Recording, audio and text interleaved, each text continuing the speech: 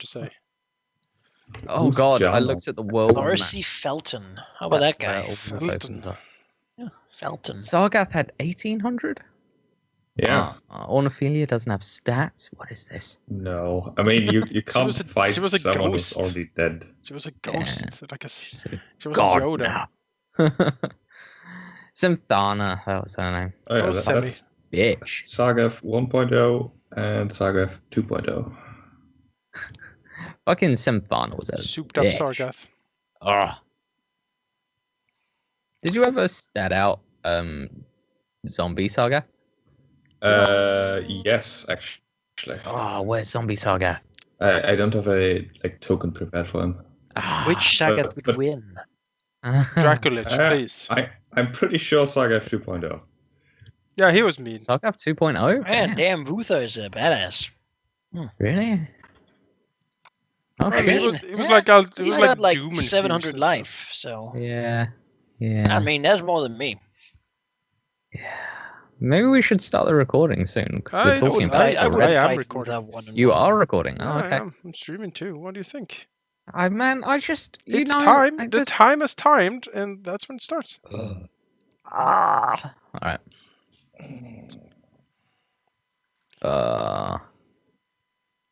Fair enough. I don't remember. The Fair enough. Doom and stuff. Fair enough. So we'll do a draft and just Battle to the death. some got one That's one all. thing, another guy gets like a null, you know. Oh, derp. Derp. Nothing. What's the default port again? 5, 1, 2, 5, 3, 1, 4. 2, 3, 4. 501. No, 5, 1, 5 2, 1 3. 2 5, 3. 0, 1. So it's 1, 2, 3, 4, 5, but 5 at the front. I see. Yeah. Well, let's try again. Because the port wasn't filled in. There we go. You fool! I've doomed us all. I'm gonna look at the master's domain and see what the fucking bitch that we. Oh god, the map. I love that background so much. Barely see it. Oh You my en- god, it's awful. You enjoy using semi-transparent backgrounds, don't you? Yeah. Oh. All right, where is it? Where's that token? It's this one. He's 600. pretty big. He had 1,000 health. He is big. What? It's Oh, there like- he is. Oh yeah. What? He's weaker Only than had Sargath, 1,000? but Yeah. his attacks are The- better. God. The two of them together have 1600, and he can heal. He can heal. I mean, when I think about our biggest one was Urandor with 304. So Yeah. I'm just saying, sheep. Hamper. Yeah. Yeah. it's very good. No one likes it. The DM doesn't like it because it makes the monsters boring. The Mhm. players don't like it because it makes them lose. Because Yeah. Well, the special play- abilities is all they have. Well, the players like it when they use it. We have like a tenth of the enemy's hit points. So Yeah, we really don't have much, and I had the most, I think. For You had the most with 2 hit points Yeah, margin. A 2 hit point margin. I could have raised it more if I wanted to actually use a shield, but that wouldn't really go with, Arandor. yeah, Just have like shield, like big extra plates on his armor. Yeah, Can I? I mean it was possible. Can I get a link to the live stream? Yes, Mixer.com/Rahal. that is correct.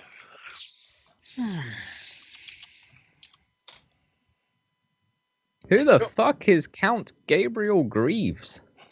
What? He's he is Oh, the, that guy, yes. He is the ambassador / spy master for the Dread. Right. Sure. I broke him out of prison in the outsider lands by staging a basically an attack on a prison transport. Man, looking at these, that's pretty cool. I like it. I'm happy. Oh yeah, when we jumped into the Jarl's land and like shit. kicked his ass. That was hilarious. Those are large stone constructs. They were pretty mean. Yeah, I remember that. That was fucking damn. Now we just like bat them aside like they were nothing. 200 hit points. You're like, yeah, okay. Like a hit and a half. That's still a decent chunk, but I like these guardsmen with 9 HP. I like these. Like, Did we ever fight those? I think some point probably. Probably. Well, there's also some gnome, not kobolds. I don't think we ever fought kobolds. Maybe at the beginning. I certainly never fought kobolds. Giant scorpion dire rats. I don't think we ever got to those either. Why What the fuck is rock? Why is Besservina and Rochelle and then like carrion birds in like parentheses? That's the nickname for the two. Because they always show up where something horrible has happened because they're into that sort of thing. On the Grand Castle map, there's like a bird with a fish in its talons called Rock. Yes, Yeah, those are the birds that Grand Castle has trained to attack flying attackers. Yeah, didn't they also chase after us when we were escaping? Oh, yes. Gavir? Oh yes, were, you just never fought them. We owned them completely. I remember. Never even fought them. That's how much. You just own them so much. Yeah. That's a dolphin that rock has. It's a sniper dolphin. Do you remember the large obsidian constructs? No. I don't think you ever fought those either. We saw them, but we never fought them because we were helping, retake Grand Castle. Here's another one of these. Who remembers the Drogoff brothers?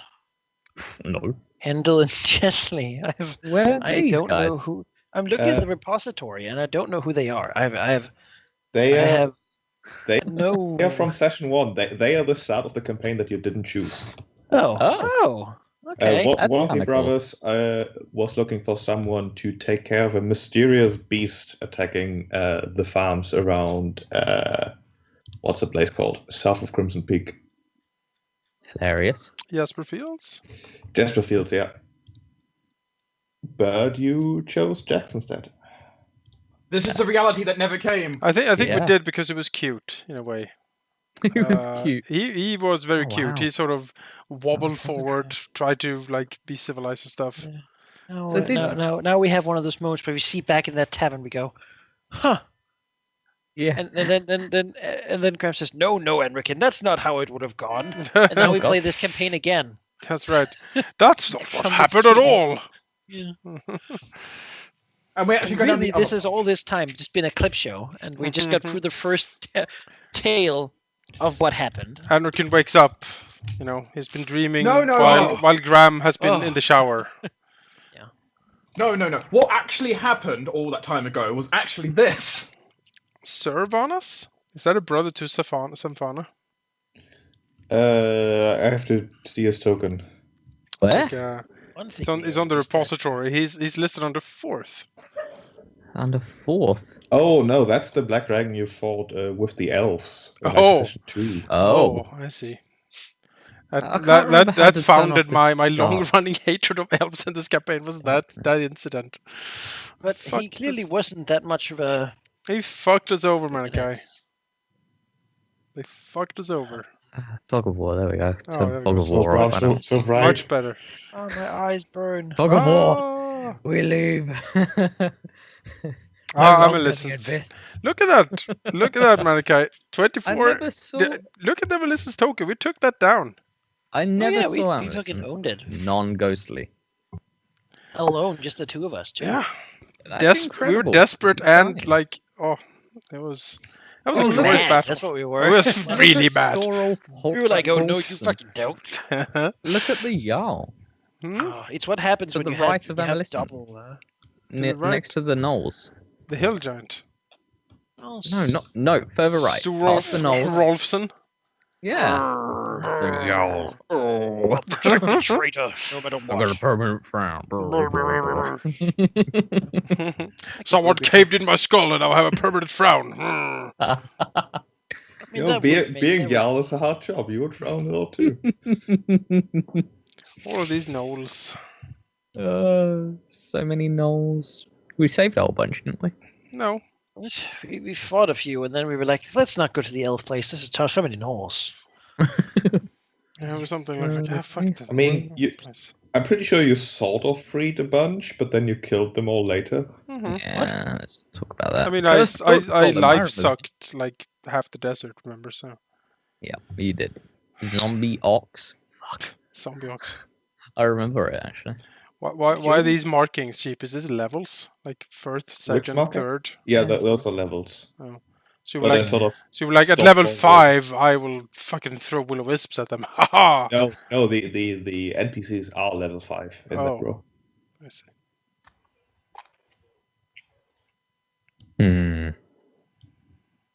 Does Enriken have more hit points than that large stone golem thing? 200? No, 200? I don't No. think No. Enriken ever broke 200. He was like So- 160 or something. Yeah. He has the hit points of like a level sub level 5 NPC.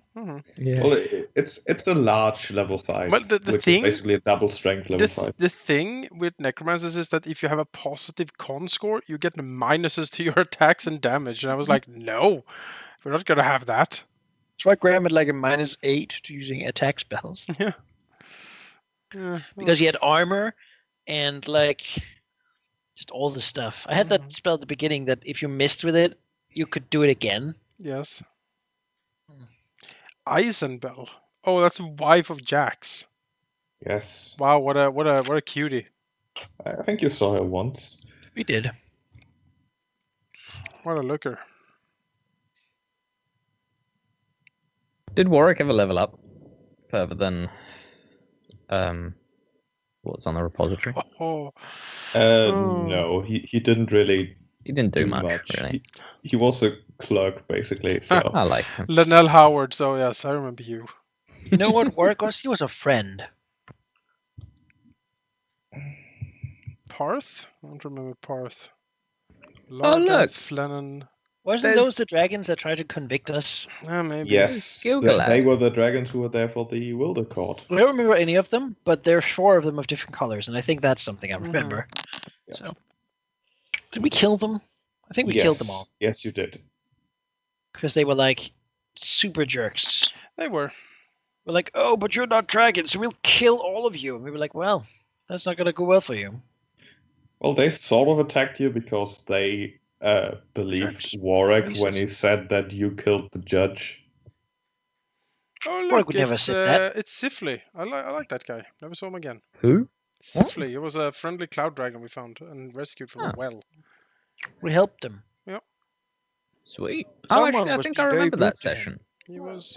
He was How could you? I don't think you were there, but you could have watched it. Yeah, it's No, I Clatterby, watched the it. I skeleton watched dragon. that. That was the one episode that I watched a little bit of, Oh, he was. and I named- remember Sheep saying, "There's a cloud dragon," and I was like, "Oh, He was named Cobbleby. I thought it was named Clatterby. No, but I'm pretty sure it was Clatterby. I'm not sure why it says probably. It works too. This time. I will not.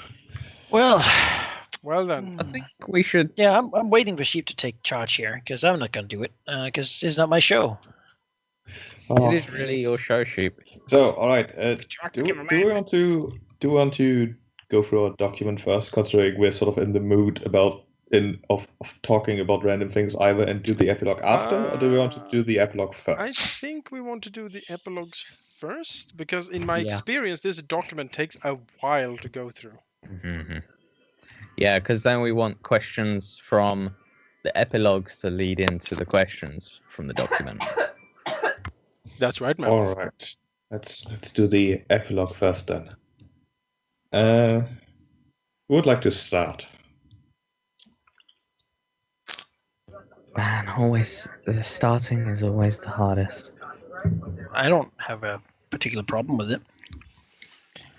Well, Do you, what- Jonas? No, I am proud of our work, and I think so. I just have to prop myself up and actually yeah, I need to.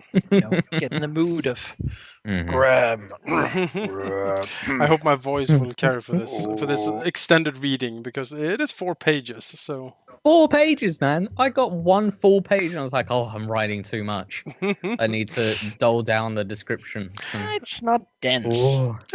it's A lot of spaces in there. Like it's not. it's a bit. It would count as a page if you were writing like a school paper. No, So- this is not even with like 1.5, spacing between No the lines. increased margins. So you guys worked on yours together, right? Yes. Yes. That is correct. All right. Okay. I think you two should decide on which one of you goes first. Well, that's sort of already decided. It would have to be Enric. Enric? it will be because as it happens, since Graham and Enrican, they've been together since the start. They knew each other before the campaign started, and they're old friends. And so it figured to me and Malachi that the epilogue for these characters should reflect that, and so we wrote it together. And let me just. I think you should zoom in on them somewhere. I then. could. Give me a second. Where's Graham's old token? Yeah, can we get like. Graham's that old in here new. somewhere? Where are we looking? That's the thing. We need some good. Oh, place to look as go well. if you go to world map. You know? Go to world map. World map is good. Yeah. Where did you guys start? Where was the starting place? But I will drop. Somewhere near Free City, right? It was right here. All right, let's move the token. Anarkin's over here, so At the start of the forest and the price point in. I'm actually level 9 on this token, so it's not that old. Here we go. This is just fucking massive. This thing. Look at that. It is. What is go over wrong here with and you? He belongs there, Graham. It is you now. This map is a bit rough zooming into. It's fine. Or you could put them in like the forest area to the left. We can do it like this, I think. They're together. Brickworth. Oh gosh, let me turn this back on so people can see. The price point in, right? The price point Yes. As I just remembered from a fan art going through the reel. in. And that sheep said like 2 minutes ago. Did he? I did. I've had a really long day at work. All right. Yeah. It's been Right. super long. I know.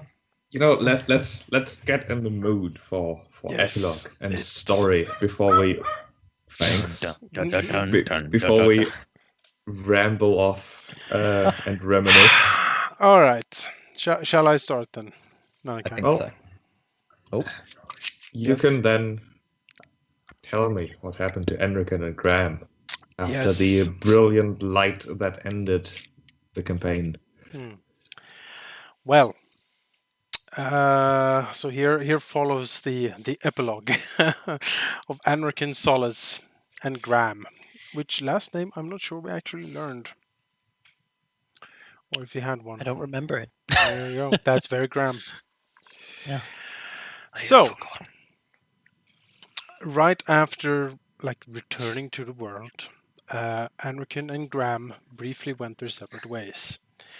Anrican went to set up the final things with the Dread and sort of activating the organization for real. This was done by lighting a great spirit beacon in Sterling Hold, sort of a ghostly lighthouse to shine up the night, but also create like a focus in the spirit world. All the undead could see it, they could sense it. If they were on the island, they could see the light and they could follow it, like instinctively knowing that here was a place where they could feel safe or seek sanctuary, and sort of help gathering the undead to Sterling Hold. The organization of the Dread, I mean, I drew up like a document for it. I'm not going to read it here. It's not really relevant currently, but it took some time and some finagling to do. But in the end, it was set up more or less as Anarchin envisioned it, as a place where monsters would help fight the good fight, where outcasts and otherwise abominations who had no place in society and were shunned by everyone could go to have their existences mean something, put themselves to good use. If they, if you were of evil intent or you had no interest in it, well, then it was also the Dread's mission to hunt you down. They were an undead cleanup group, working in the same sort of spirit that Anrican and Graham worked in so many years ago. Well, slaying the undead, like destroying necromancers and stuff like that, who did evil, and an undying guard to shield the island from enemy both within and without. And I've said it before and I'll say it again, when something goes bump in the night, the dread are the ones that bump back, to keep the island safe and keep its people also safe. And it took time, but through the work of the Dread and through the work of its ambassadors, death on the island was less and less something that was feared. In a way, it was seen as part of the great cycle. That life and death is an ongoing rotation. The wheel is constantly turning, and everyone plays a part in it. If someone would choose to remain in service and protection of the island and its people, then that service would be honored, and it would be seen as something honorable to do. An ever-watching, steadfast shield for the good people of the island to take cover behind, and an organization ever watchful of evil and its machinations.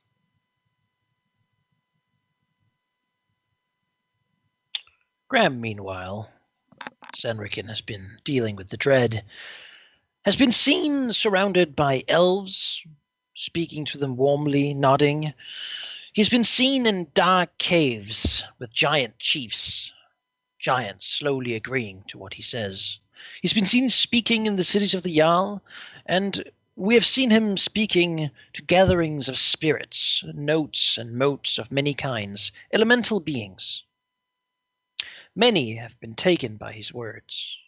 The smiths and workers of Crimson Peak, their forges now making ships instead of weapons. We see Graham looking out over a bay filled with ships being loaded. He smiles softly, a strong wind blowing north. It'll be a good journey. From behind, Graham standing on a cliff overlooking the bay, we see Enrican stepping forward, placing his hand on Graham's claw. For Graham will not be going home. He will not be going on this journey alone. Before they board the ships to leave this land for another, both of them visit what they leave behind. In the tomb where fancy still stands frozen forever, they leave their words of farewell, a candle to be lit at the time of greatest need, a verse to tell the meek where to find salvation when the world seems lost. Cinematically, we now fade to black before we see a massive armada of ships carrying the many to the old world, to Argia. We see Graham land upon the soil of his fathers, and Enrican step onto this unknown world with him. The ground is ashen and dark. The sky is black with dust. In the distance, we can see a single red light, the God's Bane, the supervolcano that was the beginning of the end for Argia. We see Graham and Enrican walking up the blackened side of the mountain. We hear rumble, darkness and evil the invaders left within is still here. We see the remains of the last defenders, the ones Graham's fleet left behind, the remains of their last great stand, perfectly preserved as ashes, as they fought to destroy the evil choking their world, a whole battlefield frozen in eternal struggle. We now see the God's Bane thundering in the background. Enrican walks to the crater. We see him concentrating, stepping onto the magma, his cold freezing it with every step. Above him a great portal opens, and from a distance, now from Graham's point of view, we see frozen comets rain down. Steam explodes into the sky, a last roar as the cold of the void steals the life from the flames of the volcano. The mountain cools and crumbles in on itself. We move to a field of ashen corpses, refugees perhaps having tried to flee, perhaps tried to reach the fleet but too late. We see a single ray of light finding the way through the ashen clouds. And as the first ray of light hits this ashen army, it slowly begins to crumble to dust. A wound has been sealed for Agir, and it can now begin to heal. We see a village. The people are humble, but they are happy.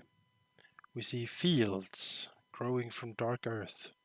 We see clean rains washing away the ash and the filth of a past age. We see clear waterfalls, and hear the laughter of the children playing. We see them run through the stream, and then we can hear a toddler's wail. The two running stop and see under the waterfall a child, its skin lined with blue, a child of the land.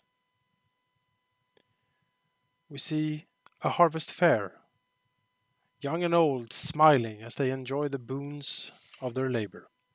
We see elves and giants, and amongst them, everyone is sharing with everyone.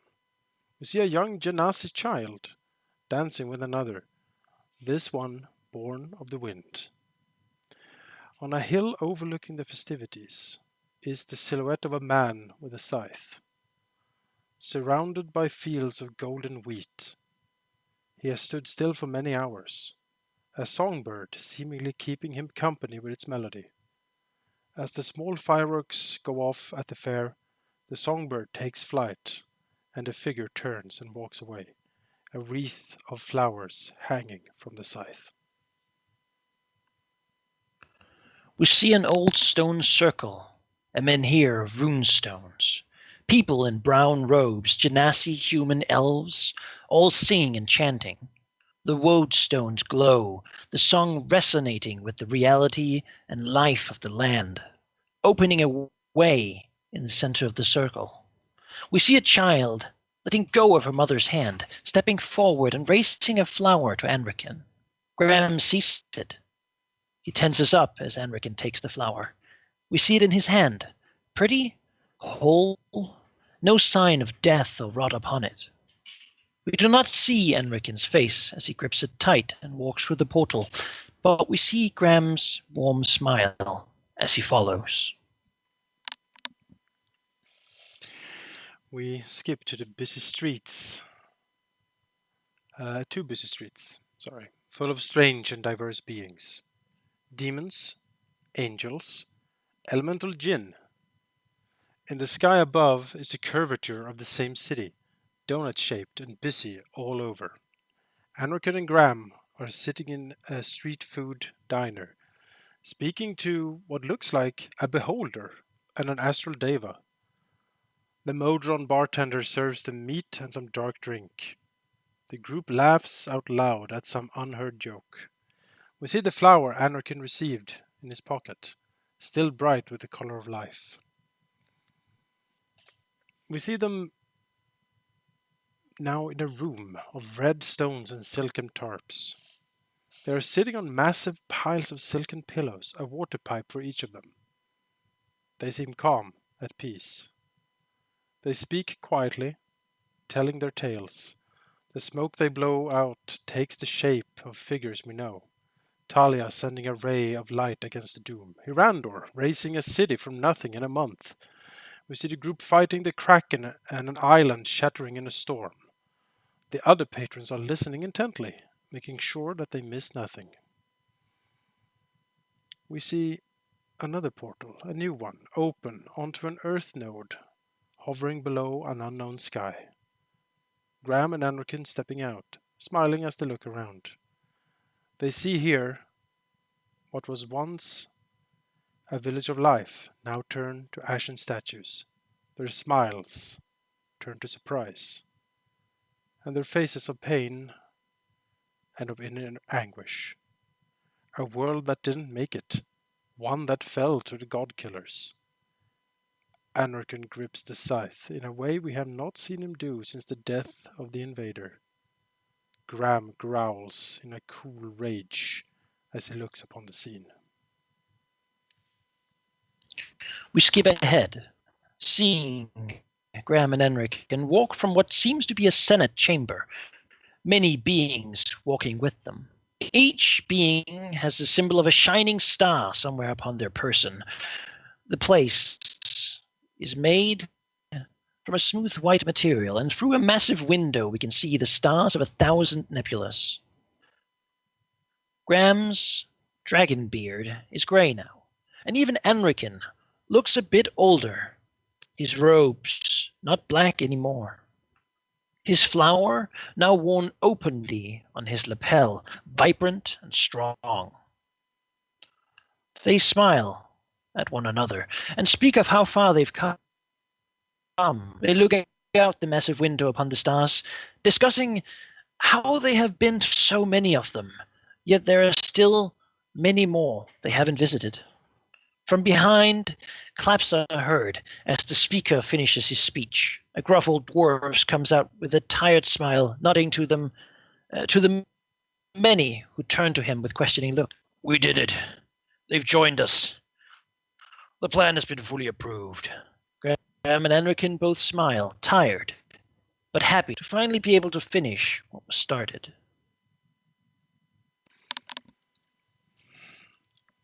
Utter blackness, nothingness, a titanic nothingness.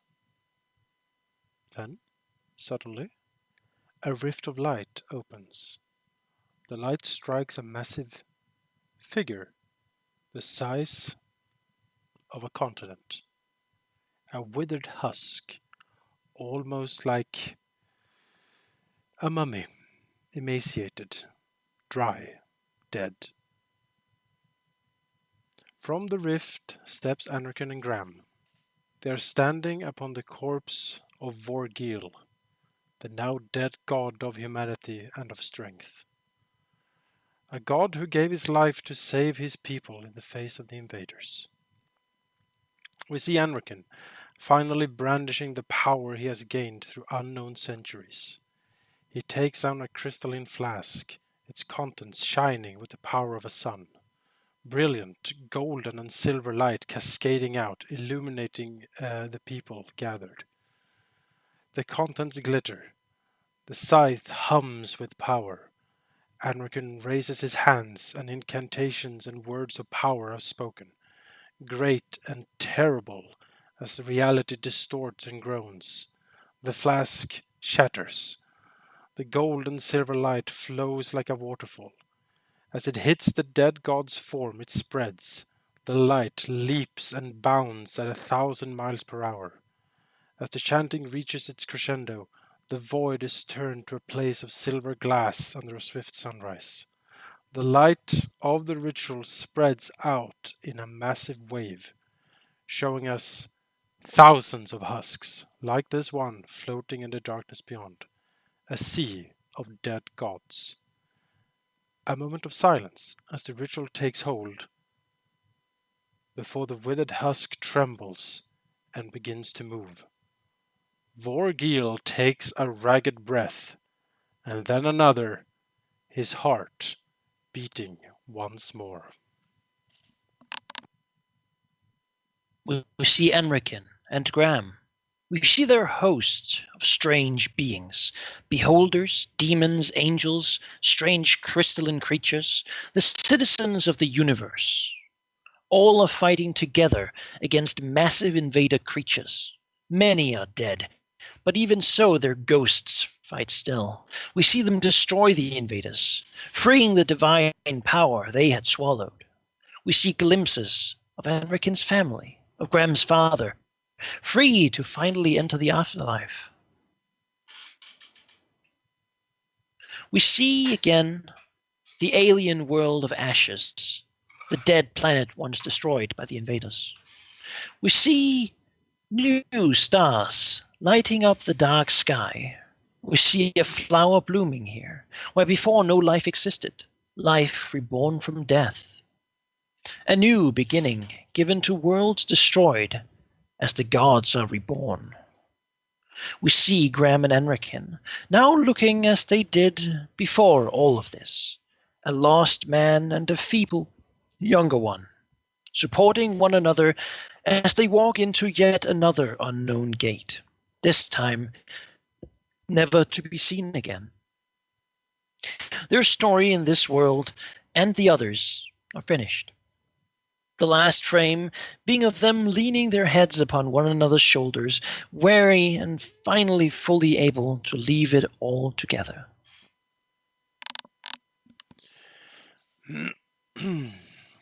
And what of back home? What of the island and the people living there? Well, it is said that should ever the need be so great that the land once more must be saved, then every child knows of the rhyme of old Graham and the Shadow Man, for in its childish words is hidden still the secret of the call for aid amongst the plains, to be found only when the need is great and the innocent are threatened. A child of pure intent and heart can speak the rhyme, and the path will be made visible to a sanctum of hope and light in the dark.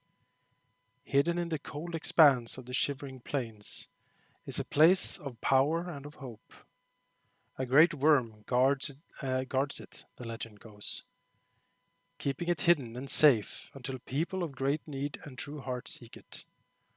The rhyme is a call to action as much as it is a call for help.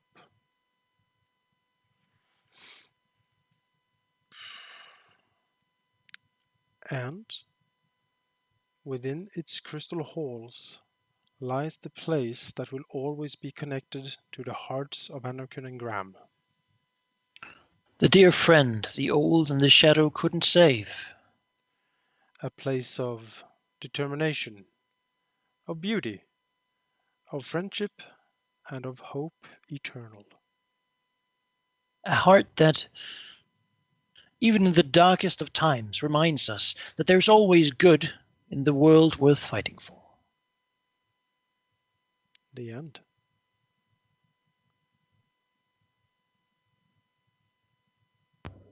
Wow. That was really awesome. And so you Thank you. wow. Yeah, that was awesome. That was really, really great. I think a very, very fitting end for Anarkin and Graham. A bit cheerier than I thought Anarkin would have, but well, you know, he's surprised us all through the whole thing. So his entire existence has been very grim and dark, and when we talked about it, I mean, I think Malachi started mentioning it that a trip to Graham's homeland was something he was thinking, and I think in that discussion when we talked about that, it was months ago.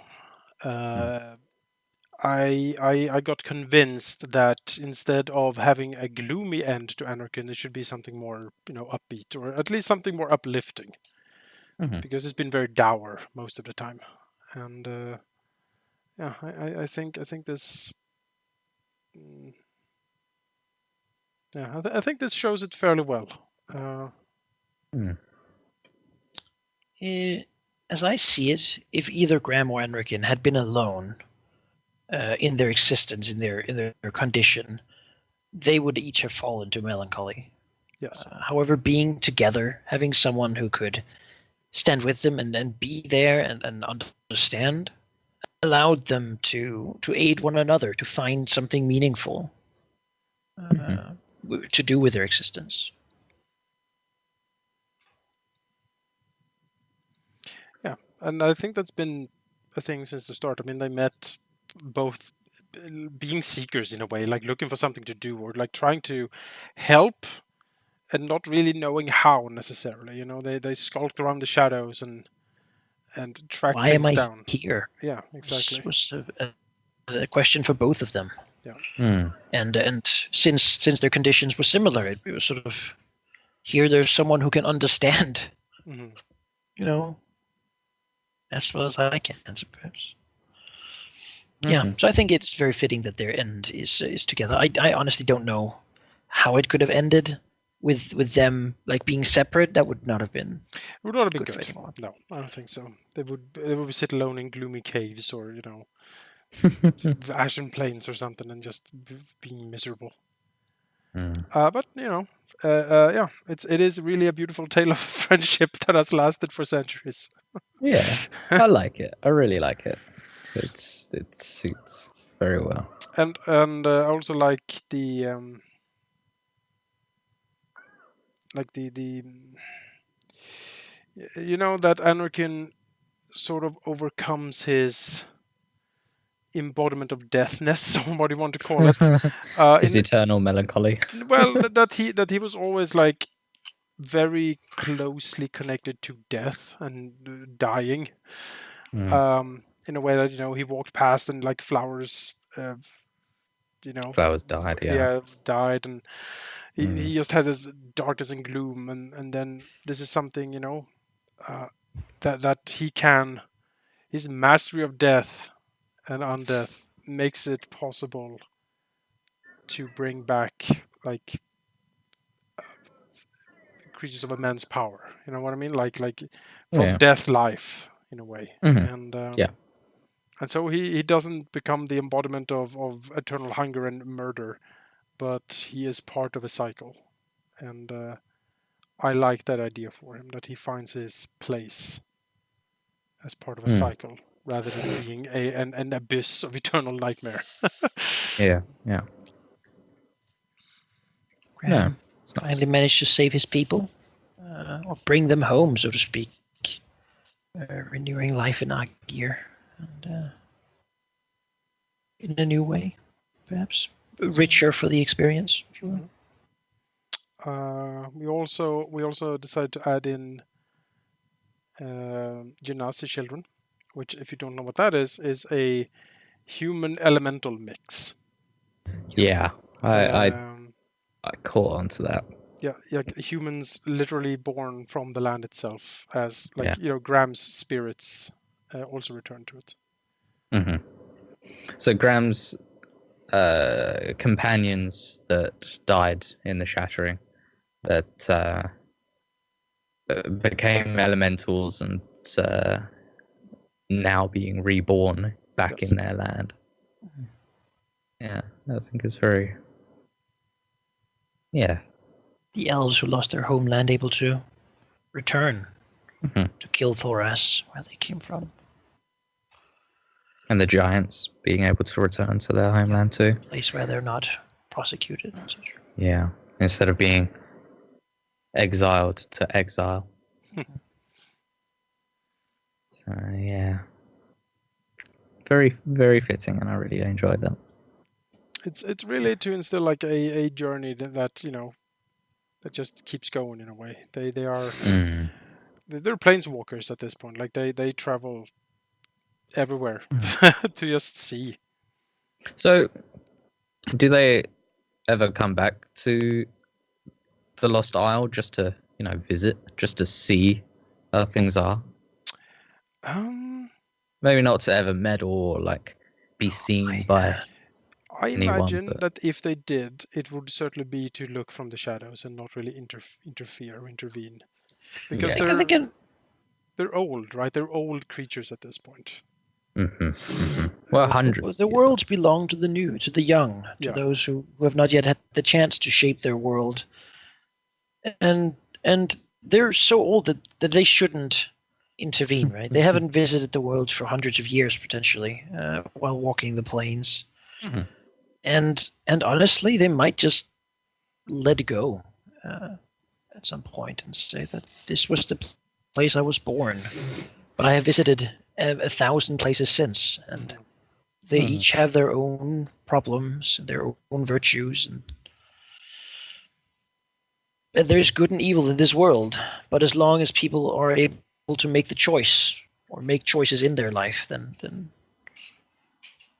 then in some ways they can be good, right? Mhm. Yep. And they left a clue. They left a spell that found its way into these children's rhymes of Old Graham and the Shadow Man to that could potentially bring them back if the need was great. Yes. Mhm. Should the need ever be so great that an innocent child will read it in fear, then a call will be sent out, and from wherever they are, they will come. They will once more stand here. They're sort of their last gift, if you will, Mhm. to the world. Will not stop some dude from doing something bad, but if someone's doing something really, really bad, Exactly. And it's and we also imagined the stories of Old Graham and the Shadow Man as recurring characters in like fables and such. Like there is Like a legend. exactly there's yeah. there's stories of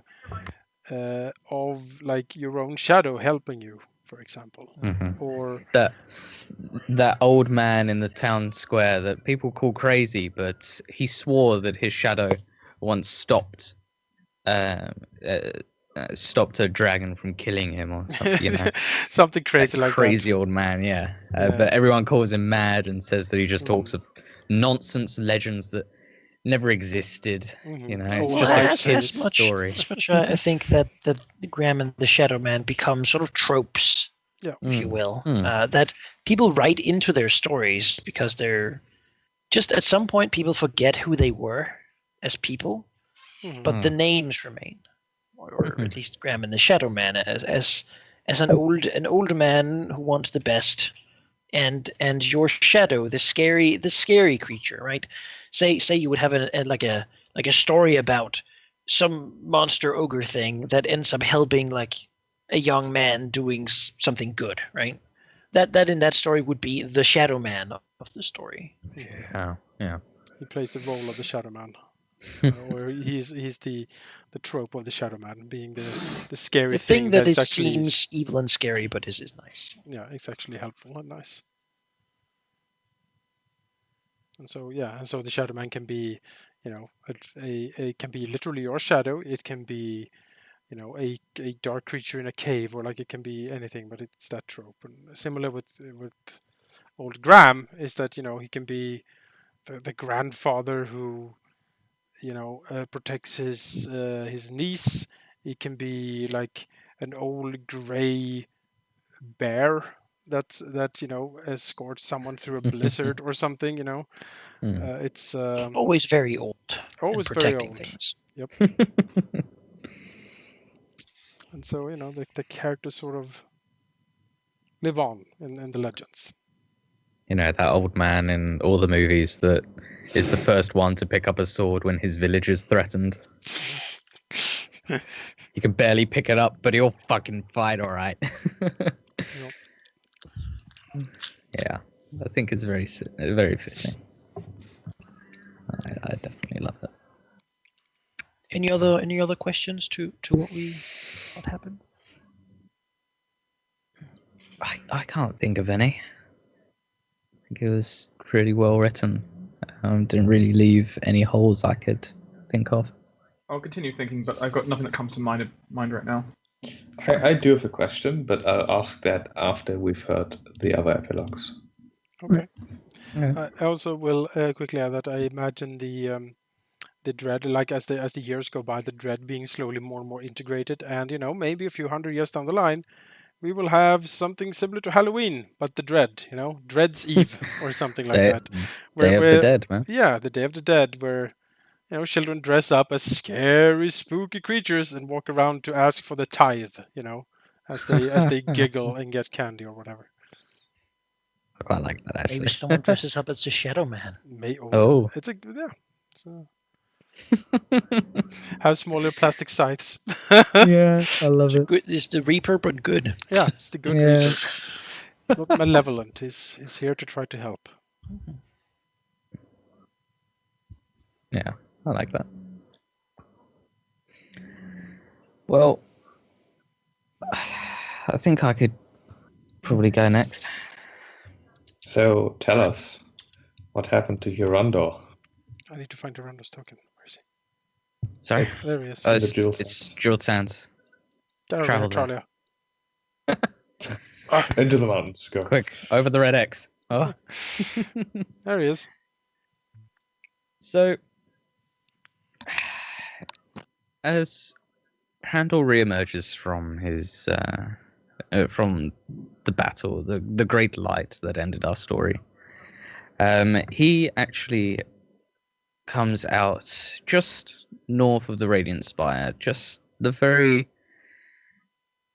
edge of the northernmost point of the entire continent, staring over the ocean with the mountains to his back. And he, with a great sigh, relaxes. The first time that he's ever actually been able to relax with this great impending doom that's been just kind of towering over us for so long. It was the doom, and then just everything, and he's never really had a respite. So he relaxes. He lays there and watches the sea lap out as the tide falls out, and then after a few hours he turns around and he looks back to the spire, just being able to see the outline of it through the clouds, and he finally decides it's about time that he goes home. He's not quite sure what to do when he gets there, but he'll get there. And he takes a great leap, and as he bats his great wings, he topples end over end and slams into the mountain, realizing that in fact his tail is gone, and without it he doesn't have much in the way of balance, and flight is probably impossible for him now. So he looks back up the mountain, back to the spire that he so appropriately chose to be on one of the highest points in the entire continent, and he sets for his long travel back, walking. Not the easy, trodden and carved out roads that Grand Castle made, but in fact going the long and hard way. And it's the cold not being the problem, and his size making it easier. He gets there in just under a week. But before he actually goes home, he waits. He wants to see who else has come back. And as the Radiant Spire has been the typical focal point for everyone and where all the meetings have been, he waits. But he has a particular person that he wants to wait for. And after a short time, she does in fact appear. His daughter, Sintara. Yormungr said that he'd protect her no matter what. And Irandor didn't really think that the old Tannin would ever make it out. But seeing Sintara fills him with a bit of joy. And if she's there, then the return won't be so horrible. And as he does, the fear that he had does come true. The people gossip and point and talk.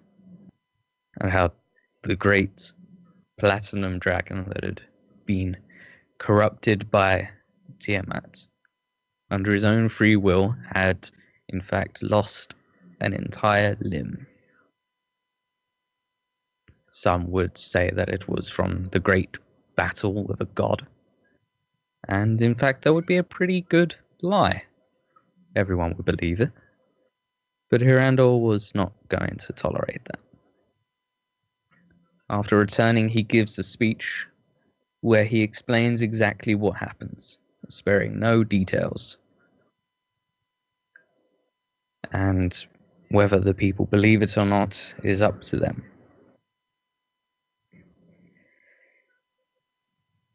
But as he wells in the Radiant Spire, not quite sure what to do, he ponders over the time. He ponders over the fact that Shiolana had left with the 5 eggs that he had sired, gone while they went and fought a god. And after a long time, he decides on a course of action. But first, that course of action would have to start with some deep prayer.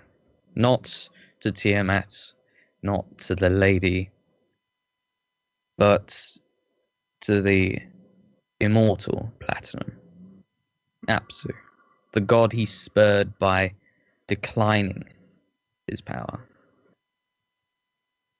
He goes to him because the lady had already given so much for the land. His mother gave him the freedom to choose his own path. And Apsu, being the only other Tananim or dragon ever to have existed to share the same color as him, he had nowhere else really to turn. So he prayed. Prayed a simple message, begging the great Platinum Lord for aid. But not for himself.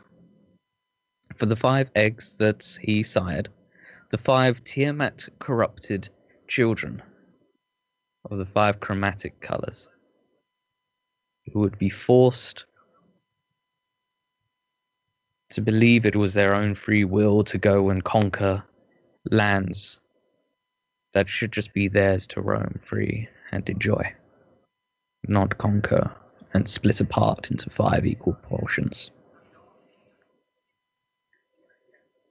And so, with some great prayer and pleading and bargaining, just hopes and dreams, the Platinum Lord, after a long time, does finally answer Erandor. He gives him the power to live longer than his mortal means, so long as he strengthens Apsu's hold upon the Isle, to bring Apsu that bit closer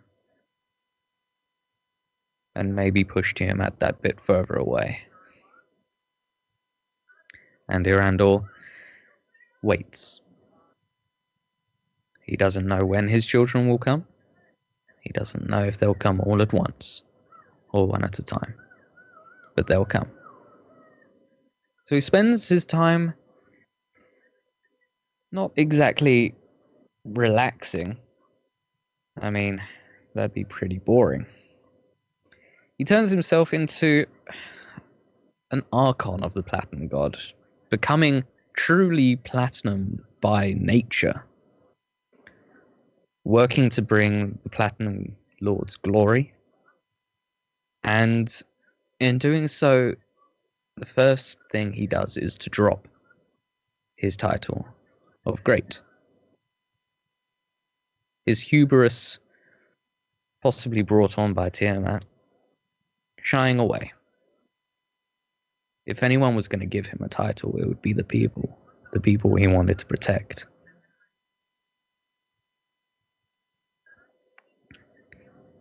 And if he was going to be truly platinum, he hoped that others might be able to follow him.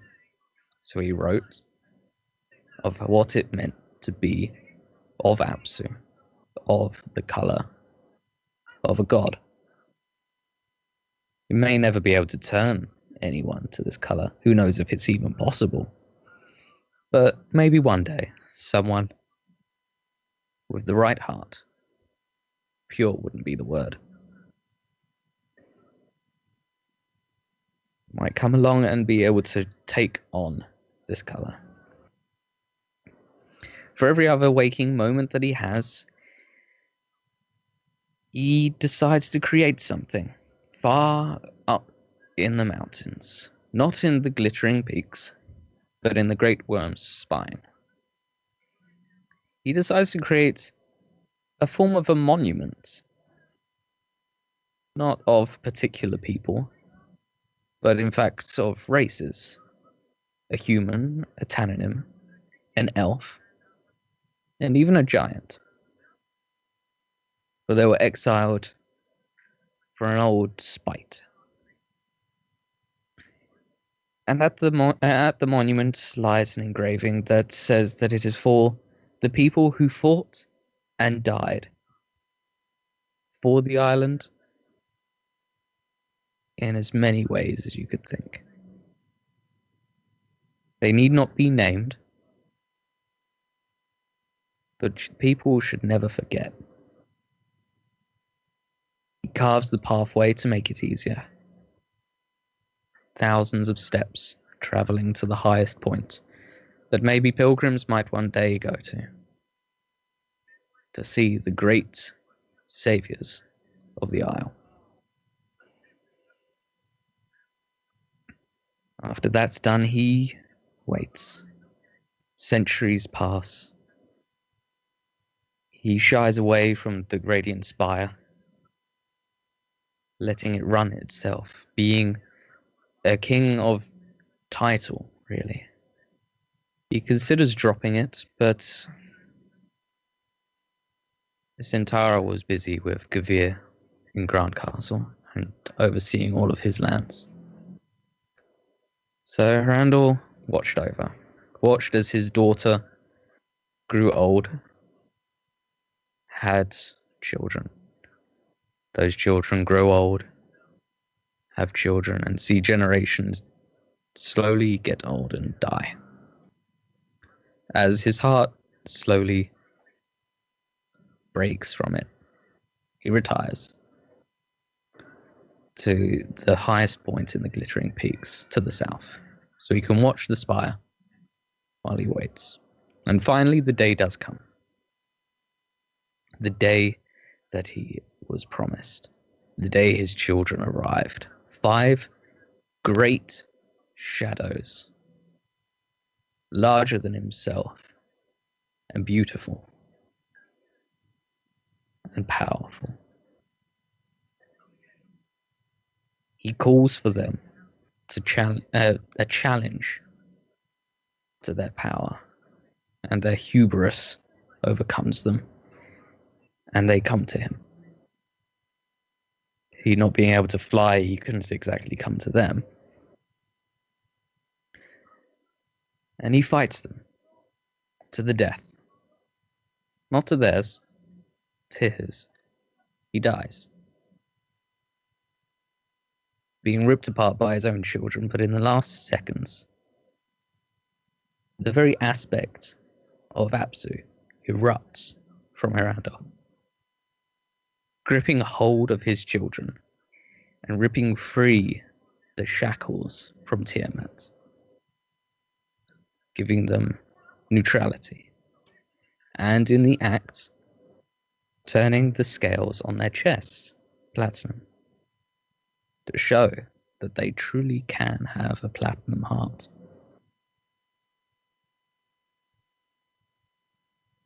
These 5 dragons, for they are not Talanim, grow with the usual nature of their colour, but with an oddity to it, the oddity of a platinum. They want to do good for the people, by any means. And of course, being different colours, they think of different ways to be good to the people. The red thinks that he can watch over them as a ruler. So does the blue. The black thinks he can work in the shadows with lots and lots of gold. The green thinks that the wilders in their forests can do with his help. And the white watches over all of the north, the coldest point in the continent, and protects people from every mishap. A strange oddity that lives on in the continent for years, protects it whenever anything dire comes along. Hirandor, like his friends, fade into legend. But his children live on for millennia. Instead of conquering this world by force, splitting it up, and subjugating all of its people. He did truly save them. And that was the one thing he ever wanted to do.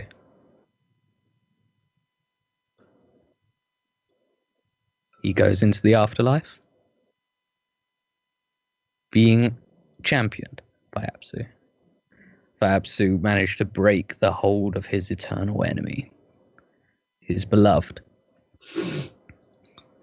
Through him, Apsu struck hard at Tiamat, breaking her hold on their daughter's continent. He has too much time on his hands. He has too much issues on his hands to be dealing with a little continent that doesn't have much evil in it. He's got bigger fish to fry. So the lady, as weak as she is left to her own devices. And that is Hirandor's story. Sad, but platinum.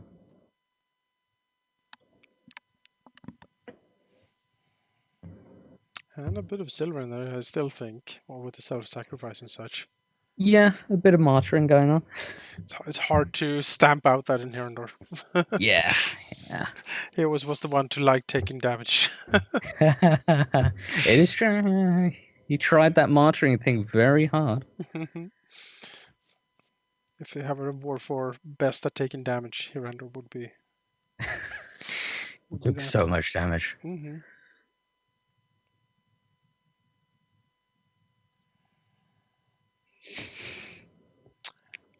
Isaac Howe in the chat wondered if he ever like rekindled the relationship with Gavir any, or like was that left frosty?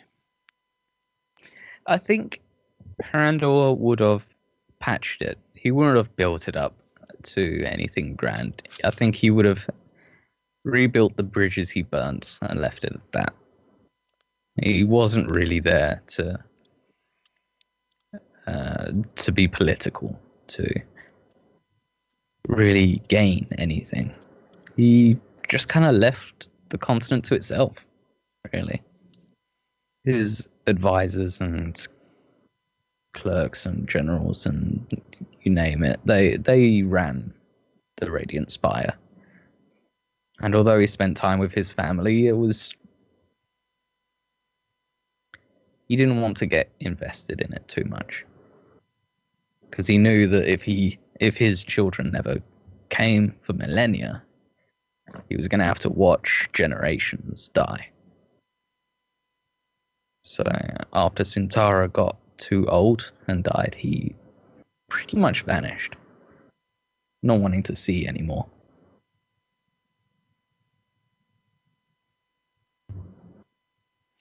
After all, he saw his two best friends, Anrican and Graham, go on to greater things.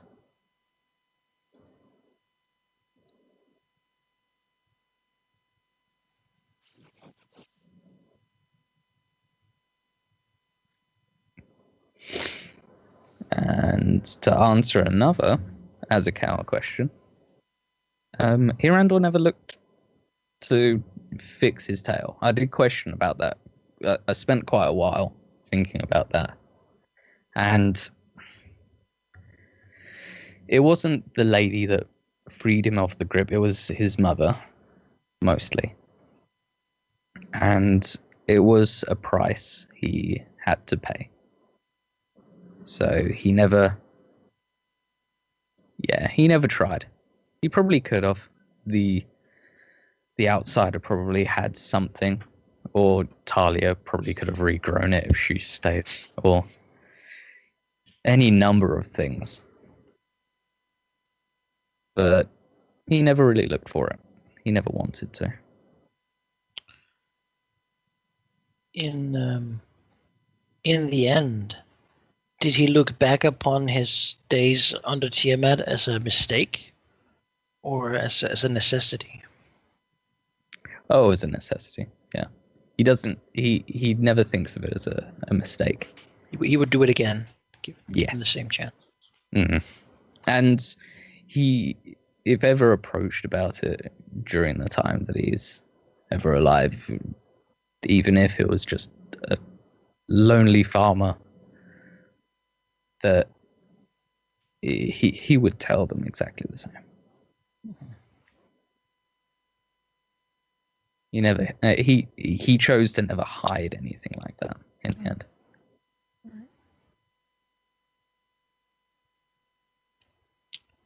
Yeah. In the end, he chose to be good.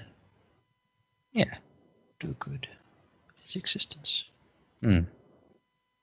Even if he's a bit more sad than Graham and Henrikins. Yeah. Not to be expected. But Yeah, there was definitely a question of whether or not it should be happier, but I think it definitely fit the character that both I started this campaign with and ended it with. It was always silver in him, even if his scales, the color of his scales changed. his story's certainly been a lot about family too. Yeah, Right, I have and his family's family. very good at dying for something. So, you know. Also a silver trait, one might say. Yeah. I don't really know how the silvers survive at all, really. You know, they Not enough survive good just. causes. Yeah. That's They the lack of survive good just causes. long enough. They're unemployed. Like, I did a good cause. Need something to die for. Mm-hmm. Yeah. It's a tough life being a silver. Not having anything to die for. Bravo. It is, isn't it?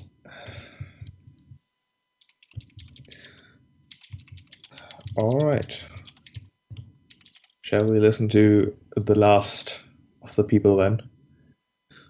Yes. Last but not least. Most mysterious. Mm. I haven't really said anything about what I'd be doing with mine. As I didn't, admittedly, a lot of the final preparations I didn't do until today. I thought of bits, but I wasn't entirely sure exactly how I wanted to take it until today, until I finally gave myself, I finally decided that's what I'll do. So, what did happen to Talia after the end? One moment then. Just scroll up. I don't actually know how much is actually written here. I'd have to put in, because it's all written in a notepad, not into a Word document, but that's fine.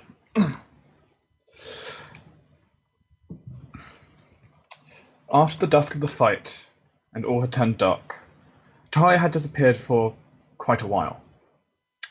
Well, depends on the perspective, I suppose. She had disappeared for a number of years, not returning, seemingly cast aside. Though, eventually, she finds herself awakening deep within a forest, deep among ruins which once, in her childhood, she had once explored.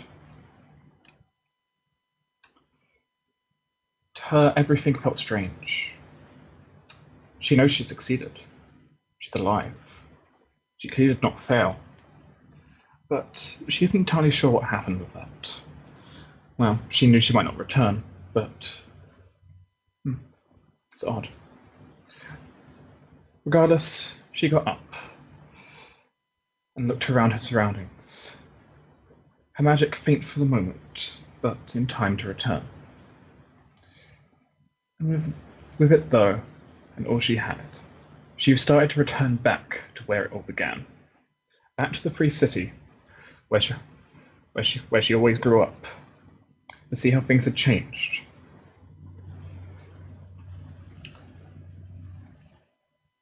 Going back into the city and looking around, seeing all that had survived, a smile crossing her face as she crossed town, and going back to the old church where she had always started.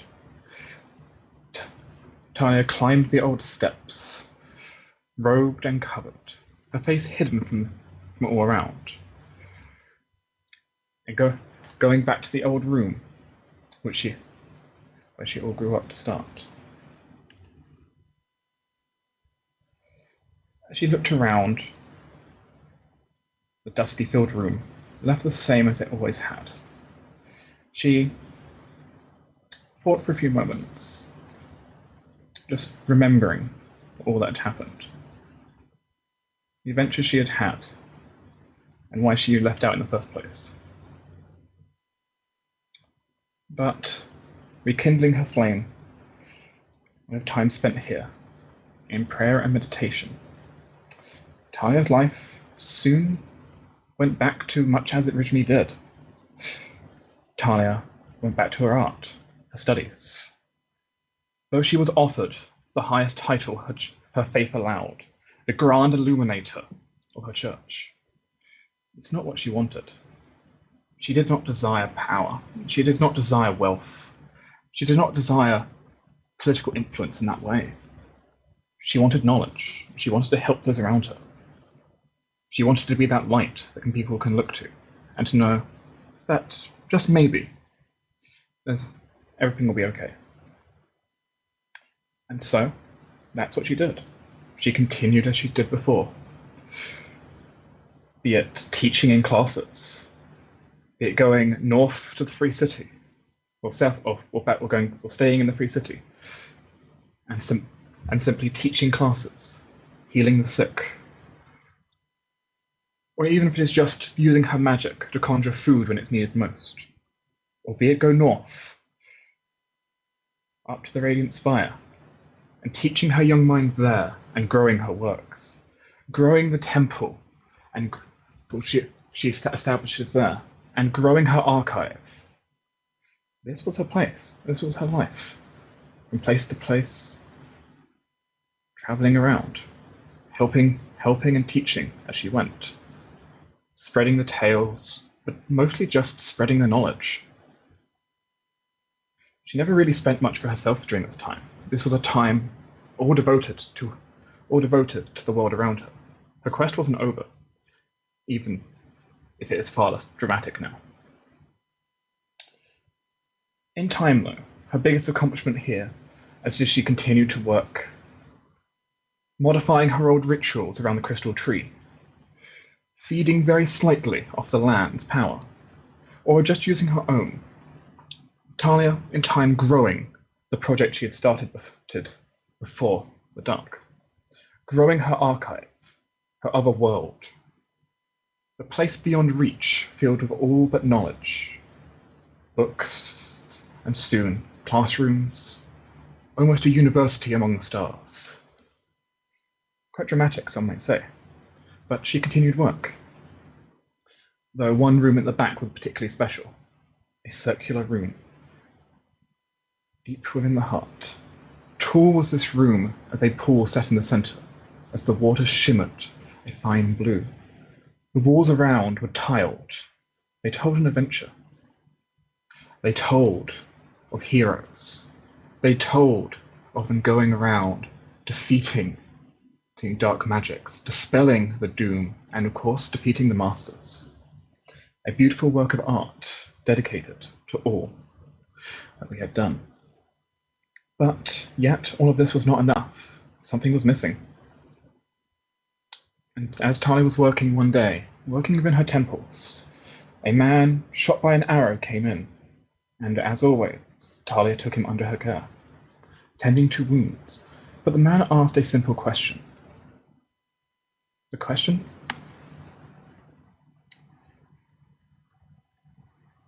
Do you ever stop to help yourself? Talia dismissed it. But he did make her think. Though the man returned time after time, even after his wounds had healed, he'd continue to return and ask questions, and the two would study. It wasn't unusual for her. Studying was what she always did, but something was different here. Something sat with her that something wasn't right.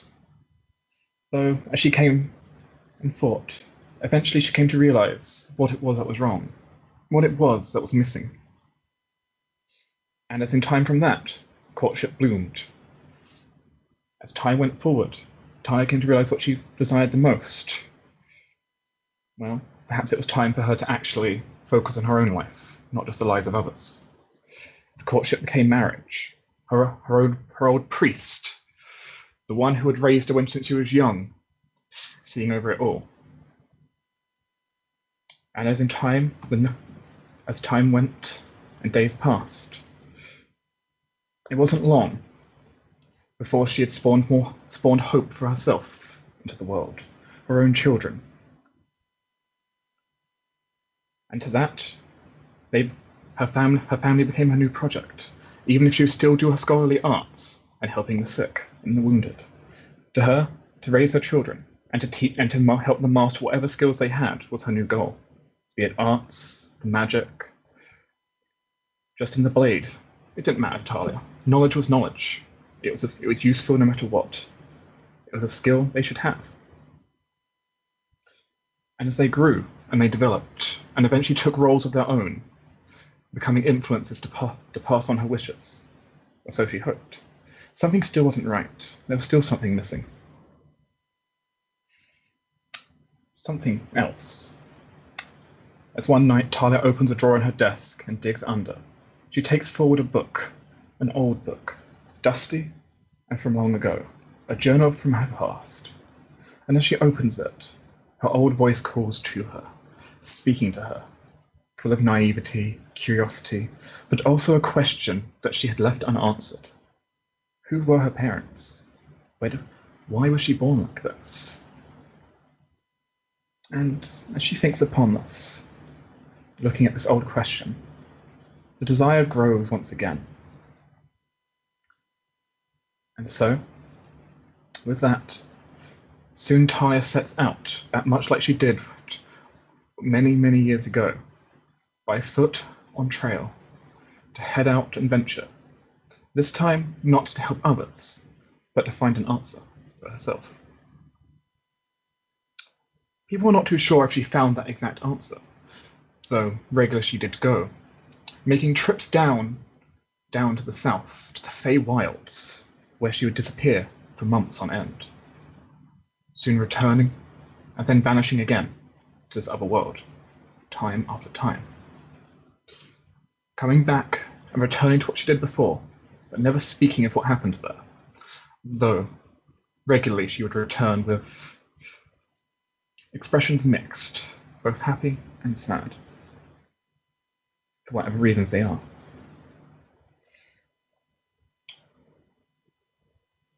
Many years passed, and her life continued, not one of heroics, and not one of fighting. Even if she had to put down an unruly apprentice or two, in the end, her life was a simple one, as, well, perhaps she always desired. But her body weakened. She got older, and she started to think, fear.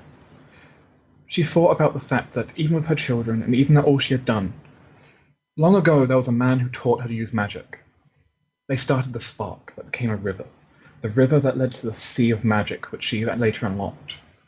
And she came to think that while she was here to help the darkness this time, many others seemed powerless around her.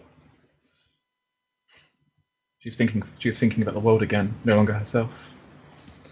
And in doing so, she went back to studying more. Though now driven with a fear that all that she's done could be lost, that all her friends had did would be lost.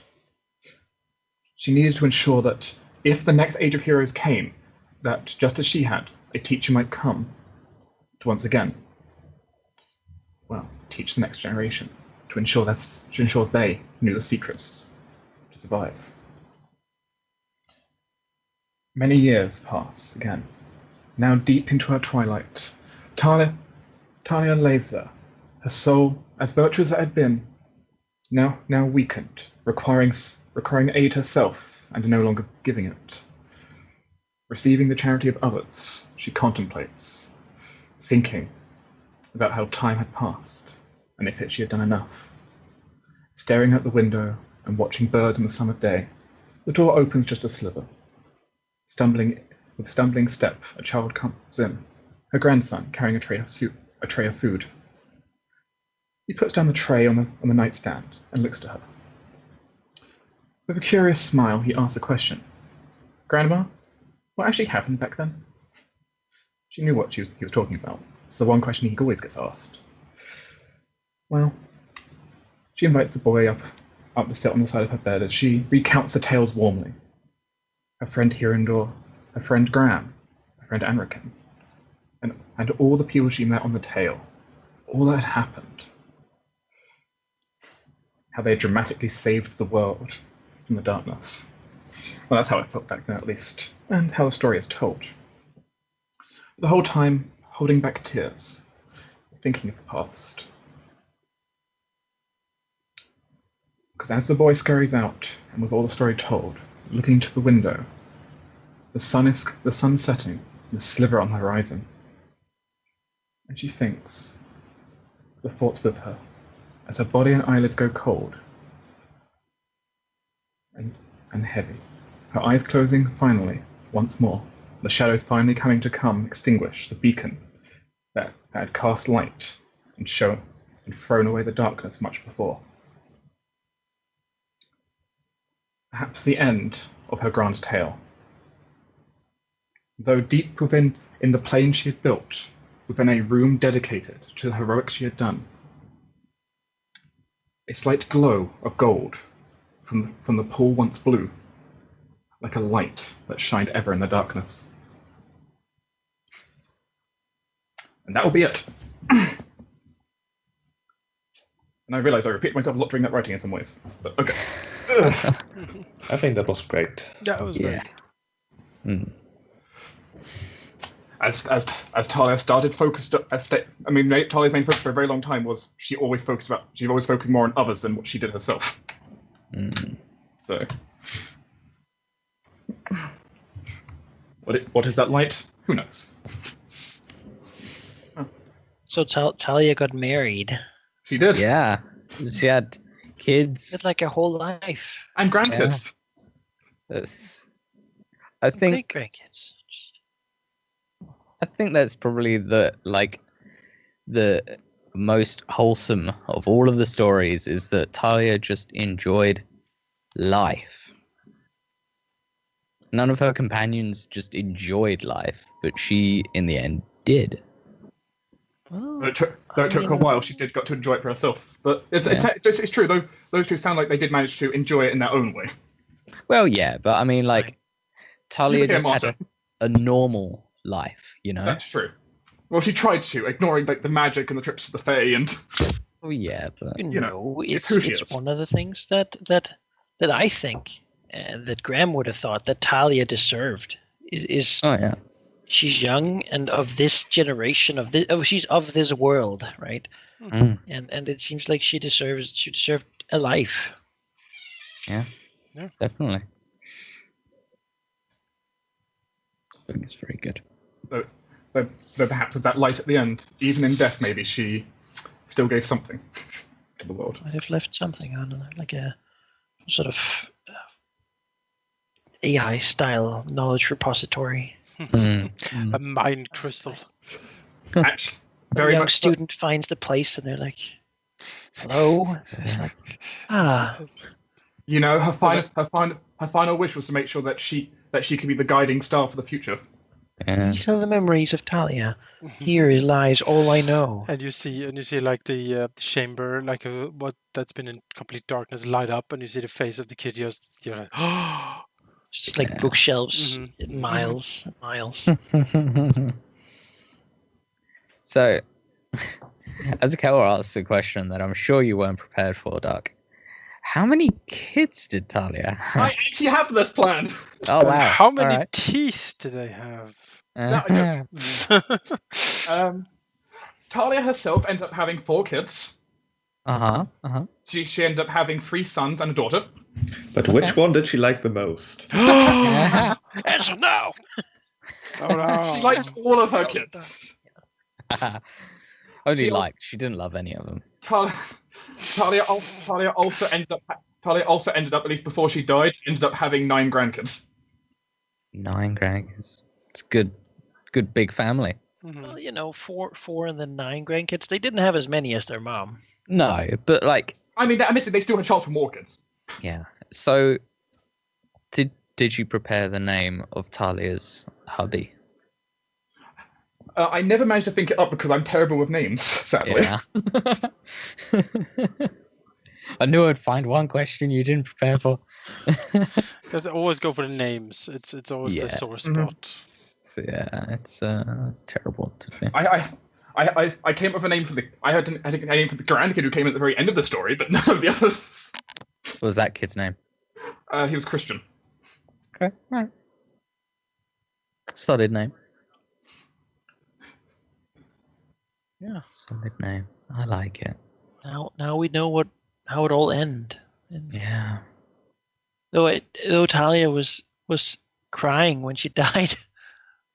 Yeah. That's kind of sad. Thinking back on her friends and going, "Oh, I missed them so much." You know, Hirando's still around, but you know. But he's like different, probably. Yeah. Yeah, Well, I sort of. Yeah, she Not had for always, the parties anymore. she had always lived in the light, and always had considered considered thinking about others, thinking about their needs. It wasn't much though when she considered that. What about her own needs? And eventually, well, at some point she had to fear the Reaper coming. Hmm. Even she doesn't know what comes after death exactly. She can only hope.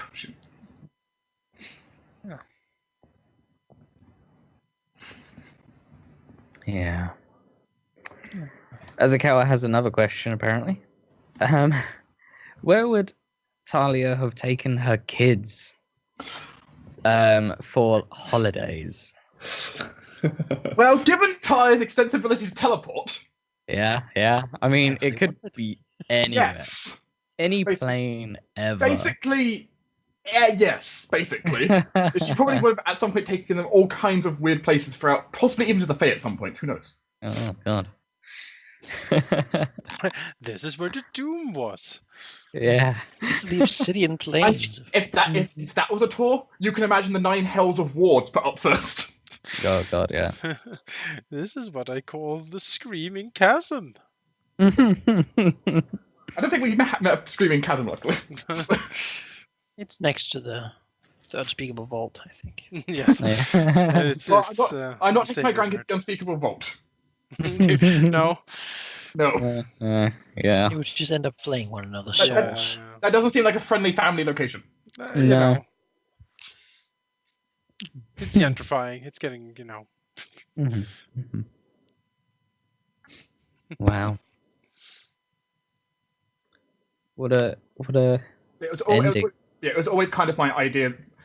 My image in Talia's mind was always one of she's someone who would just eventually at some point just settle down and she wouldn't have grant. She was never someone who wanted the idea of immortality. That didn't stick to her. She had a finite lifespan. So here's a question for you, Dirk. Mhm. What was the whole Azure Flame thing about?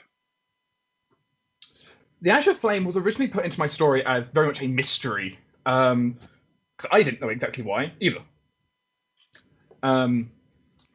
Something to do with the Fae, it turns out, though I don't even know the full story myself in the end. So sheep. sheep. What's up with the Asher Flame? Who So- was Talia's mother? You Mhm. know? I'm not sure if I ever talked about DDS about this because he never really investigated in character. But I guess now I can basically talk about all the faults I had without any restrictions. My idea was basically that Talia's mother was a Fae spirit, a fairly powerful one at that, of the Azure Lake, where she resided in a nice, cozy crystal forest. But you never went there. No. We could have gone well, there as well. Yeah, we I had was thinking opportunity to, about but we were distracted doing other things, and we never ended up Mm. doing that bit. Yeah. Though that was part. I took a guess that it'd be somewhere in that kind of region that related to like a Fae spirit or something, which is partly, if you remember me going up, having that section about talking about going to the Fae a lot, that was kind of to do with that bit there. Where she wants, she wants to go investigate, about that, and I imagine she eventually met up with at least one of her parents, if not both of them. Yeah. All right. Well, I'm glad that she found out, at least partially, in the end. Because that's how Talia and Hirandor met, is when Talia was looking into her whole family thing. Somewhat, yeah. Save the world and then back to the original mission. Yep. Big side quest for her. Big side quest. I mean, the thing is, she kind of just put the entire thing back on the sideline. She's like, oh wait, no, I need to help these people. I need to help these people. She constant side quests. Save the world. It's kind of like Skyrim. It wasn't until much later in the game it was like, oh right, that's what I originally meant to do when I was younger. Right. Yeah. It's basically Skyrim. I'd say a little bit more like Fallout. Like, oh, my son's missing. Oh well, there's some other shit happening over here. So Yeah. Well, we'll deal with that later. In fairness, I feel like son missing is more important than find out answers. Yeah. Because knowing the answer doesn't necessarily stop her from being good, trying to be. True. And Izakara is hungry. Yeah. We interrupt this important message. Eating so many salty monkeys now, listening to all this. Yes. Yeah. I'm kind of having enough at this point. I'm like, oh, so much salted licorice. My stomach is liking it. Well, I guess with that we will keep going. Yeah. I mean, the question I wanted to ask earlier, but said I wanted to wait after the epilogues, would be, did your characters ever meet each other again after the whole, ordeal? Like, at some point in the far future? Or did you just decide, yep, I think that was it? In the far future? Just at any point, really. Graham and Enriken would have met the other characters. I mean, one another, of course, but just, it, after leaving and staying and gathering the people, building the Armada, building the Dread. I mean, probably. I don't see a reason they wouldn't run into one another or be like, "Hey, Kirandor, I need a meeting happening somewhere to talk to some people." I mean, that's basically just a continuation of what they were doing. But I think after the point of leaving with the Armada, I think that was very much at least for Graham, a goodbye to this place, and now I'm being followed to the rebuilding of my homeland and to the fulfilling of my oath to Vorgil, and then he was sort of free for a while, just to enjoy life until they stumbled upon another place that had been destroyed by the invaders and went, well, there's still something we need to do, and then they refocused on that. I mean, they might have run into Talia again at some point if she also traveled the plains. Who knows? Maybe they ran into each other in Sigil. Stumbled into each other, whoops. I mean, it's certainly possible that within Talia's decently long lifespan, admittedly, that you would actually stumble across her in the plains at some point. Don't take your kids to Sigil. That's a prime time response for a new character at some point. That my mom is a planar traveler, took me to Sigil. I walked to the bathroom, and now I'm here. Yeah, exactly. I don't know how it happened. There's a portal. That's his special thing. Talia did not take her kids to Sigil. Oh, that'd be so funny. She did not take her kids to other planes in general most of the time. There's a Baylor demon giving out free dope, and you're like, yeah. The exception was probably... The first one is free, my pretties. Take one. And Talia's like, no, we're not having this. Possibly to the Fae, and of course to her demi-plane she made, but no one else. That's bad. I think Hirandor would only really make the effort with his family and Talia. I mean, in Talia's case, weird. I mean, my work, it kind of sounds, my portal to my plane is inside your tower. That's kind of true. Yeah. I missed it's like a separate wing of your tower, but it's in your tower. So. Yeah. But I think Hirandor probably would have only stayed with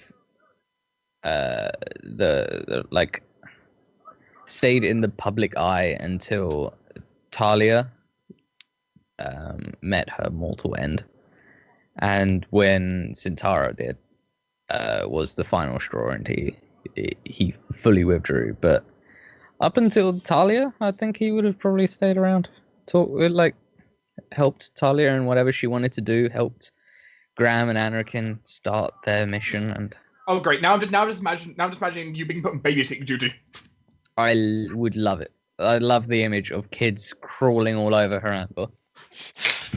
Like up in like his mouth, I reckon. Like there's a really You adventurous don't want kid. human babies in your mouth. I can tell that doesn't seem sanitary. Yeah, but I mean, We don't have real diapers yet, so. No, I imagine they're like I'm imagining like a 6 or 7 year old. Okay. That's like climbing in his mouth, like, oh my god, look at the. It's so big. Yeah, and he's I'm like, gonna find the source of his breath, and then Show like, me how whoa. you crossed the doom again. And here it was like, ho ho ho, of Shoot. course. But yeah, I can just imagine like Talia coming in a bit of a rush. Like, sorry, I've been called underground castle. I need to go. Can you take care of them? My Thanks. unseen servant will watch for me. I love the idea that she comes in, drops all the kids off, and he's like, I never be looked after. Oh, let's she's be- gone. Let's be honest. This has had to have happened a few times at least. And then here Oh, on door, just he's like, oh, fine, and then just orders pizza for everyone, and like Definitely. Yeah. it puts on cartoons. Yeah, I like the idea that you became my default babysitter when Talia had emergencies. I like the idea of he's like calling his secretary, like, yeah, the kids are back. Just get the usual. Just- Hey, I did mention that. I did mention at least one of them got into fighting. It's true. So- Yeah. From Jax's, the local pizzeria. Just Jax's. Blacktail pizza. Blacktail pizza. That's a special. The blacktail. It has Yeah. olives on it. Nobody likes it. It's like olives in the shape of a dragon tail. Yeah. Jax's pizza. I imagine the kids are like, Uncle Harandor, tell us how your tail's missing. Like, well, kind of horrific. I think I'll wait until you're at least 14. So I was fighting an outer death god, and We finally destroyed it when all of a sudden there was a vision of my mother. at this point they're like, I think No. he's high again. What Yolanda would have to say if he was a smart parent would be, oh, my mother ripped it off when I didn't listen to her. All right, Yeah, right. yeah. Homework is very important. Stay in school, kids. But Talia, homework was very important. For Oh, her. very yeah, important of for course, Talia. Oof. So much It's homework. like having your teacher be also your parent. Yeah. I remind you that in the end, Talia embodied the knowledge domain very strongly at times. Yeah. You sure I did. imagine Harandor would be the uncle that's like, you don't have to do your homework. I'll get one of the servants. to do Warwick it, does fine." it. Warwick is Oh, like, Warwick oh, to the fine. As Talia gets a I knock, never did it. Look at me. in that like Hirondor gets a knock at his door later, as Talia stands at the door, looking at the piece of paper and just looking at you. He says, "What?" He's like, It's like obviously. "Oh no, I got the wrong one to do it, didn't I?" It's take just that. like- Bees. You know, I can tell the difference between I can tell the difference between people's handwriting, right? It's like it's obviously his handwriting. It's like, just what? like No, I scribble. I haven't. They had to write a paper about ethos, and the Grey don't do that. So Oh no! it's Warwick. a limerick like rocks are grey, so can be the sky. It is the color of low emotion. I feel nothing. They're like, oh. It's like your child, Talia. We're concerned. We're concerned that Some of the they might be. essays we've had Yeah. very much a lack of any emotional. Mhm. I mean, the problem here- We think I they mean, the might be problem with that- grey. I mean, the clear problem is that Talia was also their teacher. Not So- that there's anything wrong with that. Could you imagine the times where Talia was busy and Hirandor has to come and pick them up? It's like, yeah, I'm here for the Cockroach Talia's kids. So the ruler of the town is picking up. Yeah. Of course, mean, you do it in You person. just know that those kids though are gonna do like, well, my mom created a dimension, so she's gonna beat up your mom if you, Yeah. you know, it's And I mean, gonna have some she problem with would, silver like, spoon syndrome. you know, Yeah. she would though. She would. I mean, Talia would beat up most people. So. Oh yeah. If- My mom could teleport you into hell. I mean, I could also teleport And- you, young man, into hell. And while so- this is going on, I just love the also fact that Talia's husband is just an accountant or something. You Yes. know, he's just Yeah. yeah. I don't know all this brainy stuff. He has a normal job. Yeah. He's really like a well-rounded, wholesome person with who like he- really Oh, talks about oh. like normal stuff. I actually Well- did actually have his profession written down for what he was. What is it? Because he actually came in shot of an arrow because he was actually just a member of the town guard. All right. That's hilarious. He's out guarding the gate. He doesn't get preferential. I remember treatment. that one time where you kidnapped Gavir. I mean, it's really Oh. like wasn't it He like was- wasn't it like Yeah. BBC's Sherlock where like it was revealed at some point like all intelligence came from the mom because Yeah. the dad was like this just I was just a janitor so, Yeah. But yeah. and the mom As- was as- like incredibly smart. But he was just guardsmen who came in wounded and then they fell in love. Oh, I bloody how love romantic! it. I love it. Love can bloom on the battlefield. Yeah. I imagine when Talia like introduces him for the first time, it's like, hey, aren't you? You're not getting a promotion for this. You work for me. Yeah. You've got to impress the general, you know. All three of them. Oh boy! It was just No, I'm just saying that with Talia's habit of donating all of her money to like hospitals or charities and other stuff, those kids wouldn't have a whole lot to fall back on. They would have to actually earn the money. yeah. No She has to have preferential it donated. He Yeah, doesn't all the leave time. them 5 million or something. No, they can have, the inheritance is the knowledge they gained while How incredibly They got libertarian! they got a The small knowledge loan of an 100 archmage. gold. That is what you inherit. They got a small loan of 1 million gold each. I mean, they'd the also only probably thing get. they get Yeah, they probably. is the knowledge that hard work can save the world. I mean, they probably would also get like a little bit of money, but they wouldn't get that like big fortune worth it. So. I mean, they Oh, would, come but now, then like they Karamba would would give have they would get like Talia's like copper tongue whip Oh. or something, which is like what? Server disconnected. Sheep's disappeared. No, sheep's God, down. it's gone. This is our show now. Yes. So let's decide GM rating. I mean, we are 1 to looking at 10. We are looking at you. So. We are, but the server's gone now. So Shh, they don't have to know that in chat. It's true. They're a little delay. Quickly. quickly change everything. We can't even ask question one while Sheep's not here. We can't ask about him. We could talk still about our backstory stuff. Okay, we could. We'll give him a few minutes to return. He probably will. This is about the time when his internet sometimes just kicks him off, right? It's true. It's the IP change. Or 10. It's IP. You know, Sometimes it's Germany is very organized and very precise. They have ordered that now everyone must change his IP address, yeah? And then they just flip the big switch. Big switch just. Well, we'll be online now anyway. It's early morning. Is still time for productive production of citizen, yeah? They should not be on the internet. Enforce internet limitations for better work culture. Everyone So, should have 2 PhDs like I do. God. So At the bare minimum. the dread. What do they do apart from be there? You know, collect all the undead. Being storytelling characters. Yeah. Do they do? I don't want to say anything because they obviously do something, but I can't think of the right word. You know, do they do something big at all, or are they just that ever long presence? I imagine that from time to time, you know, some petty necromancer gets weird ideas, and you know, he thinks that the stars are right, and like launches forward some sort of invasion or attack or something, and then the dread would, be there to stop that. Certainly, maybe there's, you know, some horde thing going on in the Jarl's lands, or maybe Grand Castle gets a weird undead problem, something like that, or maybe it's another outsider invasion thing. Maybe the outsider prince dude brings more people in, and then the dread would be there to rough him up if it was deemed necessary. They would take on a similar role that the enemy did in a way, but not killing babies for the fun of it. They are a protective force, and unless poked, they won't really interfere. They are I saw them as something of a balance, sort of a check on tyranny and like overly ambitious, warlords and stuff on the island.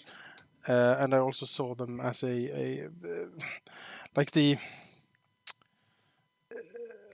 a immune response almost. You get an infection and your immune system kick in. That would be the dread in this case. They are a immune system for the island. Okay. I like that. Yeah. I like that a lot.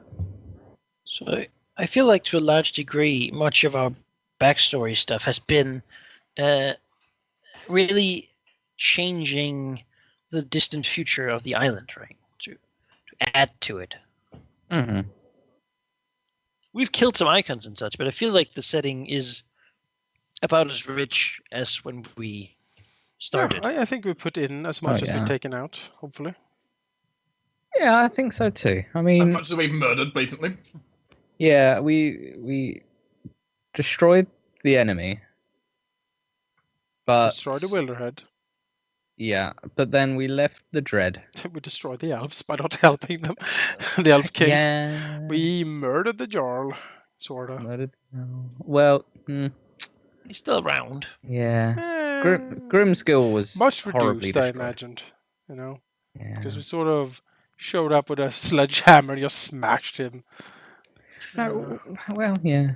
We kind of showed up with like an ice pick and a sledgehammer.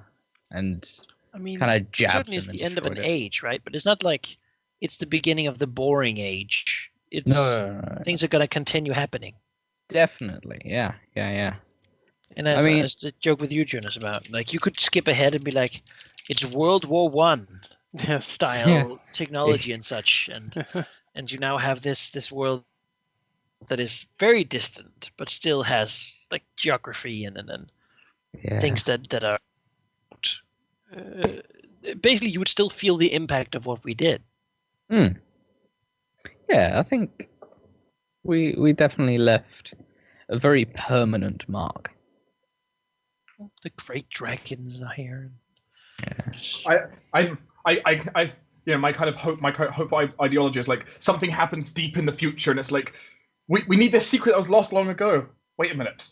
No, I heard tales of an archive deep in the north. Yeah, like we set up adventuring hooks in a way. Like the characters that we met during the sessions we put in can be foils and or benefactors of new adventures that come along. For the next group that cheap DMs on this island, they will hear so cool. they will hear the story of Old Graham and the Shadow Man and like the secret library and like all of this, and it'll be like, what? Jeez, there's so much backstory here. Yeah, there's already so much happening. Why does everyone care about fancy so much? Who is that girl? What is this? Yeah, what does it mean fancy? I don't understand. You'll be happy to know, based on Graham's past kind of talking about like what happened with fancy and that kind of stuff. A detailed information about fancy has been stored in the archive as well. Yeah. I did think for a while that Talia's ending would be her using like her final resurrection. I considered it, but because it would be so fitting for her. I did, but then this was also just as perfect. Yeah. My first line of thought was originally going down the idea that she self-sacrificed. Yeah. To end using her final resurrection spell. But the minute it's like, well, they don't actually explain what she's done with all her resurrection spells. She hasn't spent one. Yeah. Okay. Yeah. Well, sure, she probably did use a few resurrecting spells for her lifetime, but that wouldn't be what finished her in this case. Mm-hmm. In her case, she just got to go with the Twilight. Mhm. Which is nice. I like that. I mean, it's similar to Anakin and Graham, or like it's a you look at the world and you're like, yeah, it's time. It's time for me to pass on. We cannot die. We will not die. But we can still move to a different place entirely. Them walking away at the end is sort of like dying, really, because you enter another world with no intention of coming back. It's just not an end, but a new beginning. Mhm. Yeah. Should we, now that Sheep has returned, should we begin on the general things? We could. Yeah. We certainly could. Yeah, why not? Okay. So, So, we have done a few of these sort of epilogues now, and as we usually do, done before, maybe we should hear a little bit from Sheep, how it all started, like picking the campaign, like the making of the world, and why you decided to do this, basically. All right, give me just a moment because I can pinpoint nearly the exact day where this came to be. Yes. As we search for the library. 2001. Was young, Actually- bright-eyed. Not quite that far ago, but it did basically start after the very first thing I DM'd, which I believe was Dragon's Demand back in 2014, Insert flashback. 13. It was a long time ago, and I did terribly, and it was awful. But that's besides the point. Basically, my idea, even back then, was to, hey, I'll start with this one pre-written campaign, and then I'll do something, myself, because that's cool. But I had no idea what I was actually going to do. As that campaign, however, progressed, I eventually figured, hey, I like dragons. Let's embrace the thing. So my idea was a little bit still staying in Pathfinder Golarion, sending the party in that case to Katapesh, and then I'll find some way to send them to this cool place which I'm making. Spoiler: back then I had basically a map, a rough map of the actual continent, which looked sort of similar in shape, but it was basically just following a like Google tutorial, and it was quite terrible, really. But I already had the idea in mind of a campaign like this. Of course, that never really went the way I had planned back then, because after the whole Caterpillar adventure, that sort of campaign was retired, and that was probably for the best.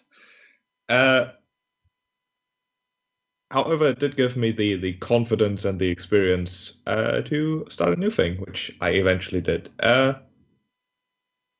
During that downtime, basically after that campaign and before this one, I kept work on this, basically. World building, making the map look a lot better, a lot more vibrant. Yeah, sorry. When you were making that map, because you live streamed making parts of that map, and it was yes, and it was awesome watching you build it.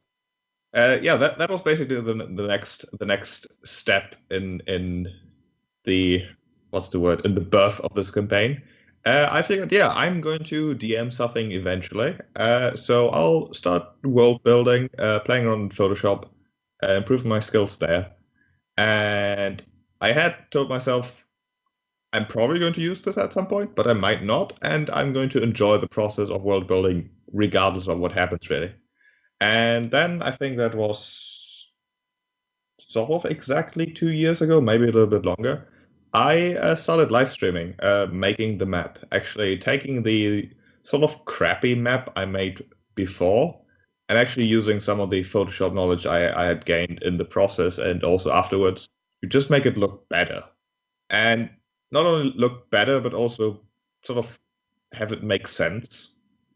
Although I say sense with big quotation marks around them, because I figured, I want to make lots of different places, so I'll explain it with magic rather than meteorology too much.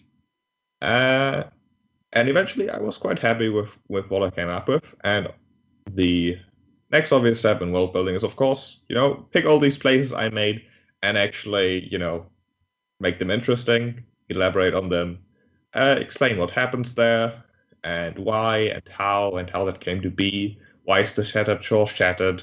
Why are there people mostly in the western side of the continent and not so much to the east? Why are there a bunch of people to the south? Give places names and make those names mean something. That was a few months, I think. I occasionally worked on that. Even recruited Manakai's help, basically giving him a document saying, hey, these are the ideas I have, which I'm pretty sure Manakai ignored and just talked to me, which in the end was much better help than just looking at the He talked to you quite a bit. He asked you a lot of questions, I recall, watching the stream, and it kind of helped you push the world build more with those questions? Yeah, it certainly helped a lot. And that's basically how the world came to be. Eventually, I basically told Manakai, hey, I think I'm going to run a campaign with this, so I can't really talk to you anymore too much, because then you'll know everything. I remember saying something like that, and that was basically the point where I decided, yes, this is good enough. I'm going to run a campaign and I'm going to enjoy it. And I'm not sure if this was before, after, or during I played in Grimace campaign, where he also ran the 13th Age system. I was pretty sure it's already started by that point. It must be was during. after. I think it was after or at the tail end of it.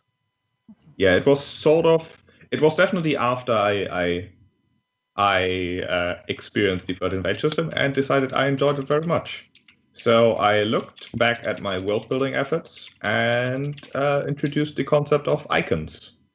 Basically, the movers and shakers of the island that represent the different facets of the world. You have the artist representing like the humanoid spellcasting force, the Jarl with the Northmen and all those. I mean, all the icons at this point. You've killed most of them, so.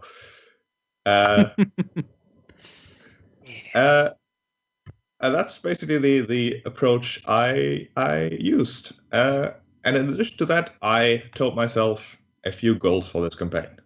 The first goal was to go nuts. And what I mean, a sort of similar approach to what Forsaken Throne ended up being. I wanted high power. I wanted magic. I wanted crazy stuff.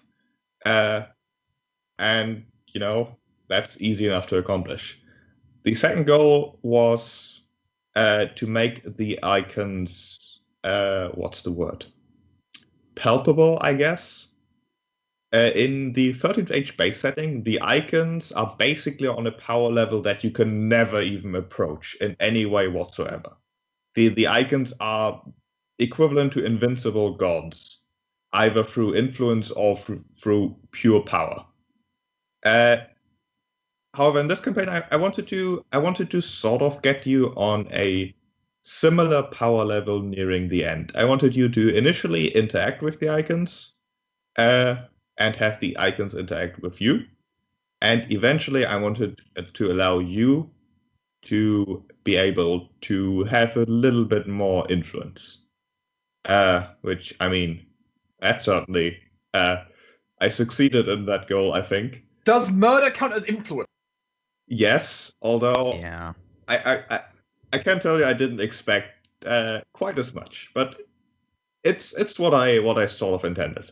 And my third goal was my third goal in making the campaign, at least the rough outline of it was basically a continuation of the first goal, to make it really, really like far beyond mortal like things. Just, get gods involved. Screw icons, they're too weak. Let's get something bigger. That was a goal from the very beginning. And while I think I've explained the same thing last session already, where initially I wasn't even entirely sure what the great end game for the campaign would be. I had a rough outline of what I wanted to happen, but I hadn't decided on actual details. The end of the campaign was very much what I had imagined at the very beginning. Of course, the actual ways it got there, the actual events, maybe not, but at least the theme of it. So yeah, I made the map, live streamed a lot of the world building, which if you haven't seen that, you're out of luck because it's not uploaded anywhere. But I did. Probably not going to do it again. Not anytime soon, anyways. And then I eventually came here, and then I poked people with the promise of, hey, I want to do a high fantasy, lighthearted campaign. I didn't want to experience the same grim, crushing reality that Grimace campaign delivered for us, which, by the way, while it sounds terrible, it was pretty great. I wanted something, more positively heroic. I'll elaborate that on that in a moment, because there's specific questions apparently. I could have run an adventure path, is one of the questions. But I think I've sort of already answered that. I made this whole effort of actually making a world and getting myself excited for it. There was no way in hell I would run an adventure path instead. There are a few adventure paths for 13th Age, but I just couldn't get myself interested in any of those after I went through the whole effort of actually making a world I think I would enjoy playing in and playing with. The latter probably more than the former, because I knew all the ins and outs because I made it. Then it's great to play with. So while they were like 13th Age adventure path, I didn't even look at any of them. I was like, no, I know how the system works more or less, and I'm going to do this now. Mm-hmm. So with that thought in mind, I contacted a bunch of people: Jake, Grimmeth, Malachi, Jonas, and Telzeba. Those 5 were the initial players. Of course, more than half of them eventually disappeared for their own reasons, and we got DDS and Halldamir instead, which worked out great in the end. But yeah, initially I advertised the campaign as something lighthearted and fun, as a contrast to Grimmeth's crushing reality shit show. That's probably not the right word, but Malachi knows exactly what it means. And anyone who has seen that campaign knows exactly what I mean. I know what you mean. I certainly know what you mean. Yeah, DDS definitely knows as well. Probably more than most, God, really. help! But then I asked myself how I would actually approach the beginning, and I figured, well, I like giving people choices, so I will give everyone free choices on how the campaign starts. The group meets in a tavern and gets to pick a job. Probably the most stereotypical thing to introduce an RPG that you could ever do.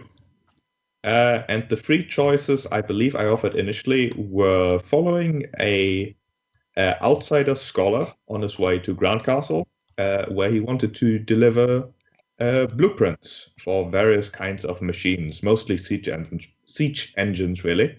Because the outsider was such a nice guy that he shares his plans and technology with everyone to make friends, among other things. The other one was helping a dwarf down in Jasper Fields in the enemy's lands, where a mysterious being was attacking the farms, which, spoilers, would have eventually led to a Doom-influenced animal of sorts. Although I didn't really elaborate on that storyline because it wasn't chosen. And the last one, which turned out to be probably the worst beginning for a lighthearted campaign that you could have, was accompanying Jax to Myaton to help his drug-addicted girlfriend. I'm not sure how Very I... lighthearted. Yeah. I mean... Oh, drug-addicted pregnant girlfriend. Well, all yeah. right. It was. I'm not sure how I really imagined that, But really, in retrospect, I don't mind the direction the campaign has gone in. Like, little less silly, little more dour. But in the end, I think at least I had fun. Well, I remember in that Disney movie where a mother pawned off her unborn child to buy drugs. I remember that part. All right, now that I've rambled a whole bunch, I probably missed. No, actually, I'm thoroughly on point because I like the next question that is supposedly directed at you guys. I would like to ask this question to Menekai and Jonas specifically first. What did you first expect when you accepted my invitation? Dragons. Yes. Dragons everywhere. Mhm. That was what I expected. So many dragons. And I feel like that expectation has been delivered upon. Oh, so many dragons. We have a lot of dragons. Just every other people we ran into was a dragon. Most kinds of dragons have Mhm. been here. So that was Um, something. Yeah, go ahead. No, you go ahead. Okay. Well, I was fairly apprehensible at the beginning of this, mainly because the horror stories I've heard of Grimmit's campaign,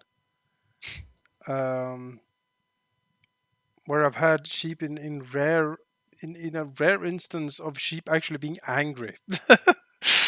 Why was I angry? Red caps. It was probably the red caps. Red caps. Oh, oh god. Of you Yes. actually, you actually raising your voice to me, and I was like, "Whoa, sheep is actually angry." That's your head, Jonas. that is Thank you. that is rare. So with that and all the like fuckery that seemingly was going on with the system, I was apprehensive because I certainly don't like a system that deliberately messes with the players, unless it is like a silly joke system. It's like paranoia, for example. It's like it's not meant to be played seriously. It's meant to be chaos. So yeah, I had my fears, and I think I aired them out fairly thoroughly to sheep, and I think you sort of ensured me that you weren't going to do exactly that, and so with great apprehension I accepted because I wanted to play something and it was people I liked playing with, so I was like, okay, cool, let's try this. Someone said it was sort of like 4th edition, and I do like 4th edition, and then I sort of flipped through the different books, and then I was like, oh, necromancer. Yes, now we're talking. But yeah, and then as Malika said, dragons. I expected lots and lots of dragons.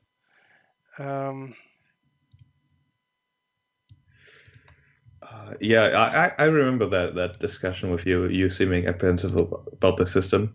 13th Age, I will say, is a system that has sort of two sides to it. It has the serious D&D side with just general D&D monsters, and it has the other side of things that would be really fun to encounter if you're horribly drunk and don't care. Yeah. Like red caps, like not mind flayers, but Menekai. Those, I know. Yeah. Oh yeah, they're in 5th edition too, though. Yeah, but I gotta believe that intellect devourers exist. I don't mean intellect devourers. I mean, I take your stuff. Those fuckers. No, those guys are assholes. Basically, like, yeah, things. When I hit you, I permanently take one of your spell slots and automatically teleport to hell with it. You can get it back when you find me in hell and kill me. And I'm like, well, yeah, how I ever? Basically, I have what no I mean spell is slots anymore. Fuck. Yeah, basically what I mean is Oh. monsters designed to mess with the players rather than with the characters. Mhm. Like red caps. No.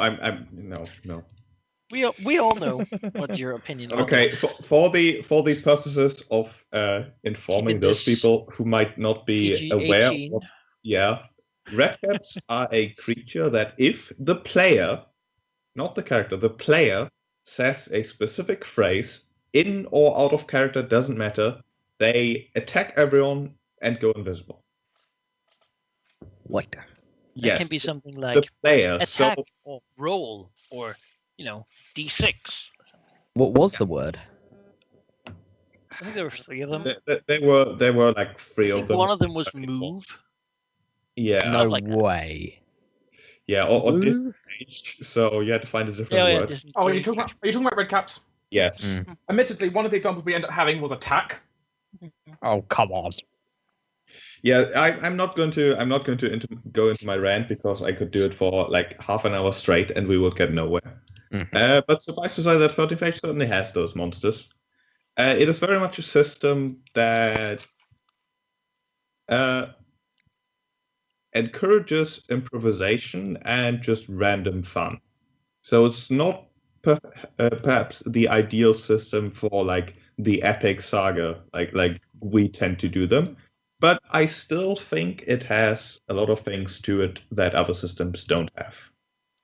Although right now I would feel have. like 13th Age is trying to be D&D, but for players who have already played D&D so much, they know what to expect. Mm. There's shit in Yeah. the system where you go, well, I don't even Mhm. know what this is. Again, I can't say attack anymore. That is certainly not something we've encountered anywhere else. It is filled with things and monsters specifically that are designed to surprise you. It is certainly one trick in a way because the red caps get you one time, and then when you see them next time, you're like, "Oh, I fucking know what this is about." No. But how many campaigns do you play with the same system in a row? It's But really still- not that many.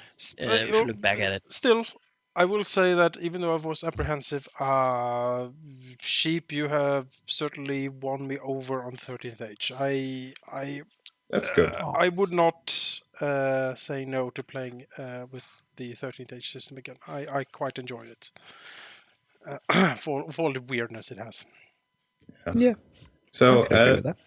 to not leave Halldamir and DDS out of this discussion, when I invited you after the campaign was at a breaking point, with only Malachi and Jonas left, what were your predictions? So many dragons, and I latched onto it, and I loved it. Yeah, I just wanted to play a dragon. I was happy playing a dragon. That was me done. Yeah, the option to play one of the tandem was one I offered from the very beginning, but of the original players, nobody took it. And I'm pretty sure when I brought it to your attention, you were like, yes. Yeah, the Okay, moment done. you said it, I was like, all right, that's the race. That's it. No more. That's sure. Done. I also considered it for a while. Yeah, Talia would have been, I think, a very different character had she been one of the tandem. It would have been an incredibly different character of my original town option. Basically, instead of cleric of light, it would have been basically possibly cleric of destruction. So Yes, she would have gone with Tiamat then. yeah, one of my original ideas when I first thought of a random idea from it was basically red Tananim of destruction. Nice. Which you see how that would have gone. To go along with the 2 necromancers. I can see how that would fit. Pretty much that was my idea, yes. But eventually I settled on Talia as my concept. Why? Partly because recently, the few days beforehand, I had been really, really hard looking through my old D&D books, trying to find ways to make Mystic Purges work. Yeah. And it was like, I can do it here! So that was part of it. It's true. You have been on a year-long crusade to finally make that happen. The other thing was, I looked over at what the 2 necromancers and we need a contrast. What can I contrast with? Cleric. Perfect. So Cleric of Light. yeah, cleric of light. I turned into Yeah. because I wanted to see Solid. because conflict can drive the story. So I wanted to see what happened. Yeah, that's true. So, going into the second question then, going back to Halldamir, what were your thoughts when you started making your Rondo? Other than yes, dragon. Well, we talked about. I wanted to know about the world because we were talking about the thing, the thing, the unique thing. The unique thing, yes. And we spent a while talking about it, and you mentioned Ornophilia and Sterling Hold, and then we talked about silvers, and I sort of latched onto that, and I went for this like nightly scorned silver Tananim that was not outcast, but pushed away for his own sort of safety, and that he was the last surviving member of like Ornophilia's line, sort of thing. It literally just stemmed off of the unique thing, and that all stemmed off of liking Ornophilia as a pivoting point. And I still actually have the list of all the names of the old, like what Tananim call different colors. I still have that around.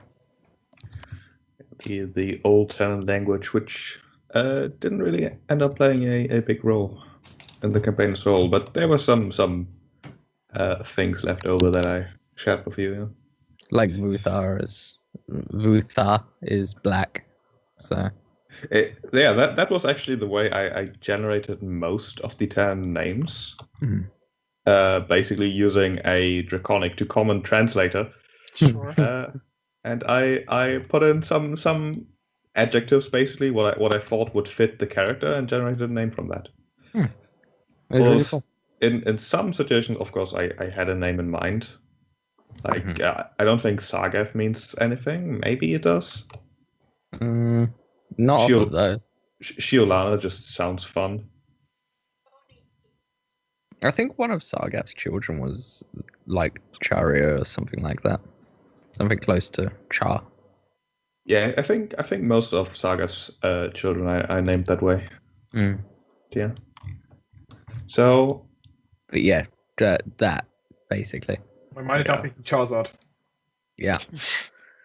That was pretty much why I went Hirandor, because I picked the unique thing based off of a pivotal NPC of the like the lore of the land, and grew him from there, really.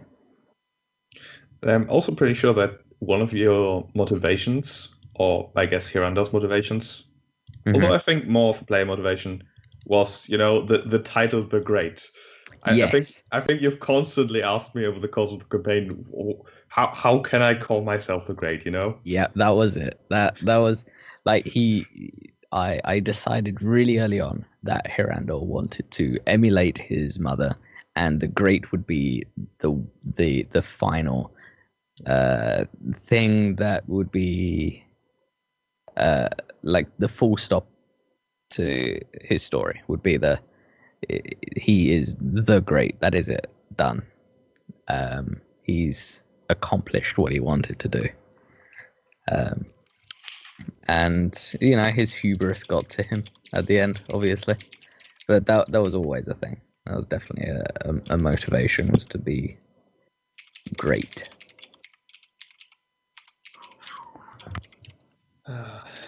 How about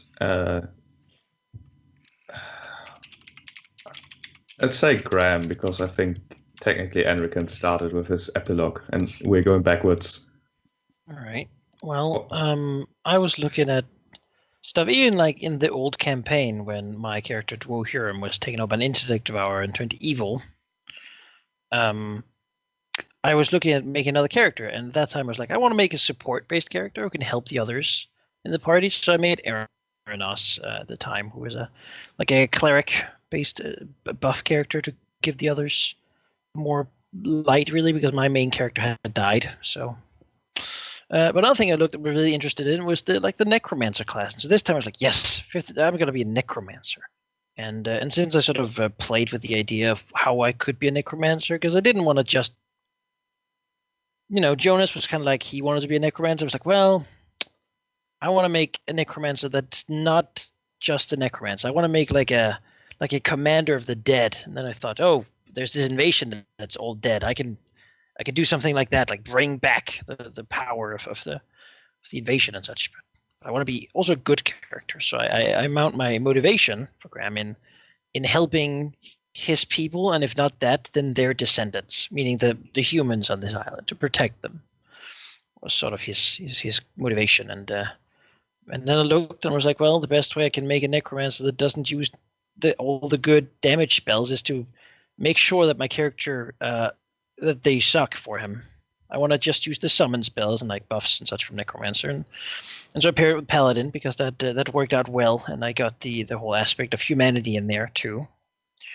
And I think it worked out surprisingly well, really. The book says that it's a shitty combo, but it works out. I think it does that because it assumes that you want to attack spells. You use attack spells from the necromancer. Buff spells, who cares? The wave of corruption, Graham never great. did the most damage, really. That was not his thing. But he was hardy beyond what most would imagine, I think. The necromancer has a lot of defensive things that sort of make them able to live. But when you also have like plate mail and HP and such, those defensive spells really just push you out of into another league. But attack-wise, we certainly have seen Enrikin to compare with Graham. I suppose in that respect, his character is certainly weaker at killing stuff. But I think he's held his own for the campaign. I think he's been useful. Many Oh yeah, definitely. So, that's really how I came up with it. And then Jonas was going to be a necromancer as well. We were asked, like, find 2 other party members that you have a history with. And we were like, well, sure, I'll have one with Enric. And that makes sense. And we sort of discussed, like, oh, this is what we've been doing. And we met up and we fought this, like, young necromancer thing who thought he was big shit because he made some zombies. And we met there and we fought him. And since then, we really just had this...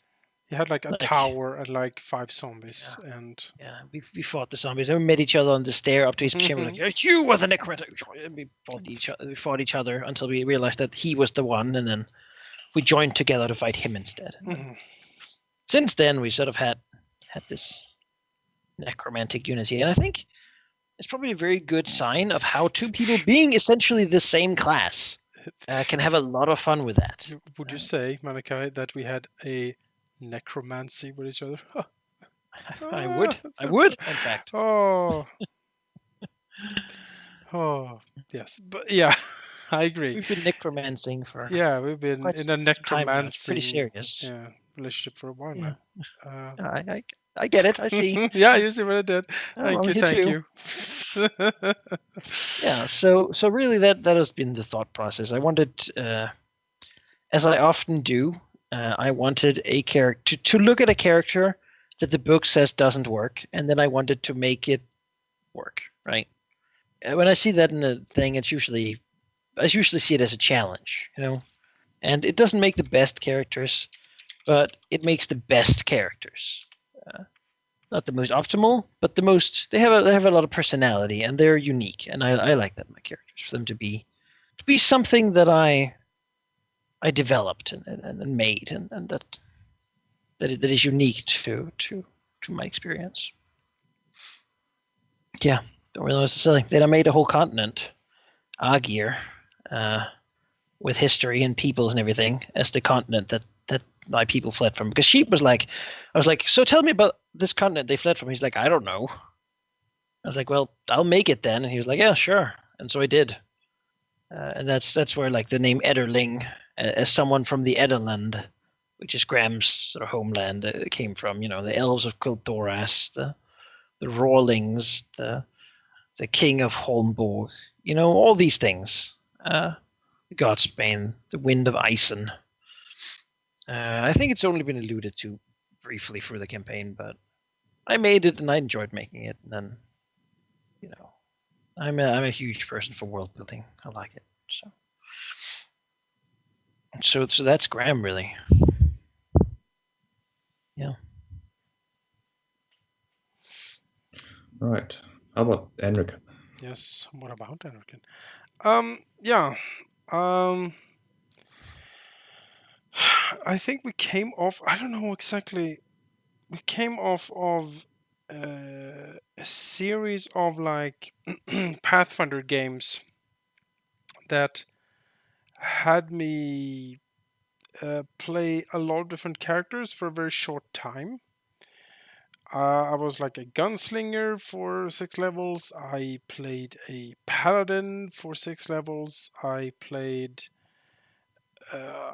something else for 6 levels. I don't even know. I played a dragon for like 6 levels. To Raxos, which I enjoyed a lot. I completely forgot about that campaign in my summary. Really? Yeah. The Tears of Tiamat. I enjoyed that a lot. I thought it was a shame when it stopped, but anyway. But yeah, so I was in a situation where I came off a lot of different characters, and I didn't know what I wanted to play necessarily. So looking through the base book, I was like, all of these is just the cleric and the rogue and the fighter. I'm like, I don't like any of this really. I've felt like I've seen all of these classes a lot recently, and I didn't really have anything. So, and then I was like asking Sheep, like, is there any more source book thing? He's like, yes, there's like the two ways. I was like, okay, sure, I'll look through it. And then I started flipping through it, and I saw Necromancer, and I was like, I do like caster characters. I enjoy them quite a bit. And a necromancer sounds fun. And then was like a little blurb on the necromancer like character page was like, this is probably something you shouldn't allow a first time player or a new player to play because it's sort of dark and scary and dangerous. And then was like, or maybe it's just the type of character like a new player should play. And I was like, yes. I don't know anything about the system except what I've heard and like briefly seen. And if this is a dangerous murder character, that seems perfect. I'm gonna blow blow the roof of this building. It's gonna be great. And you know, and so that was the class. And then I was like, what? Like I liked the idea of someone who was out of place and didn't necessarily know too much of the world itself. Uh, like a traveler, you know, someone who doesn't really have a home, and so he constantly wanders. Uh, and I was like, well, if he's a human and if he lives on the continent and no one really leaves the continent and it seems fairly civilized, how doesn't he know things? Like, why is he lost or wandering? And that led me into the idea of Dragonhall and like the lost town or the lost city of Dragonhall, where at some point in the past the town simply vanished or like crumbled. It got swallowed up by this like the first probings of like Erasmus and the invaders and such. Like it got destroyed and everyone in it died except Anarchin. He was the last and only survivor of Dragonhall, and that changed him. Like where all of the others, died a horrible death. Anarchin endured in his unlife form. And I had a whole backstory. I had friends and family and such written up for him, but they were all dead. And the backstory, the inspiration to what happened to Dragonhold came from a ghost story, a spooky ghost story that I read on stream at one point, which I think people except Grimmeth enjoyed, because I think he got bored. but that was a lot of the inspiration came from that story, and so during the campaign, I've read more stories in that same vein. I have rewritten a lot of stories that I found to have in the chamber in case another situation popped up where I felt like Andrew could share something, from his past life or his wanderings and such. But since got a bit of a cold shoulder from Grimmeth last time, I didn't want to burden anyone with long reads again. So most of them I sent to Sheep, and some of them I kept for myself. So I just have like 5 to 10 of these stories sort of lined up. But it's basically a story about Anarchin's wanderings and also the wanderings of Erasmus, really. Like Erasmus passing by and like things happening to towns and people disappearing and stuff like that. So it was made to evoke a very eerie, creepy feeling around Anarchin, and I think I sort of projected that fairly well. Although I mean, me and Malachi certainly played up the campiness of the necromancer thing, giggling and cackling and drawing up crazy plans at level 2 of turning swamps into dead lands and stuff like that. Something me and Malachi I know enjoyed immensely because we thought it was very funny. Even looking back through the old footage, I can tell you enjoyed it immensely.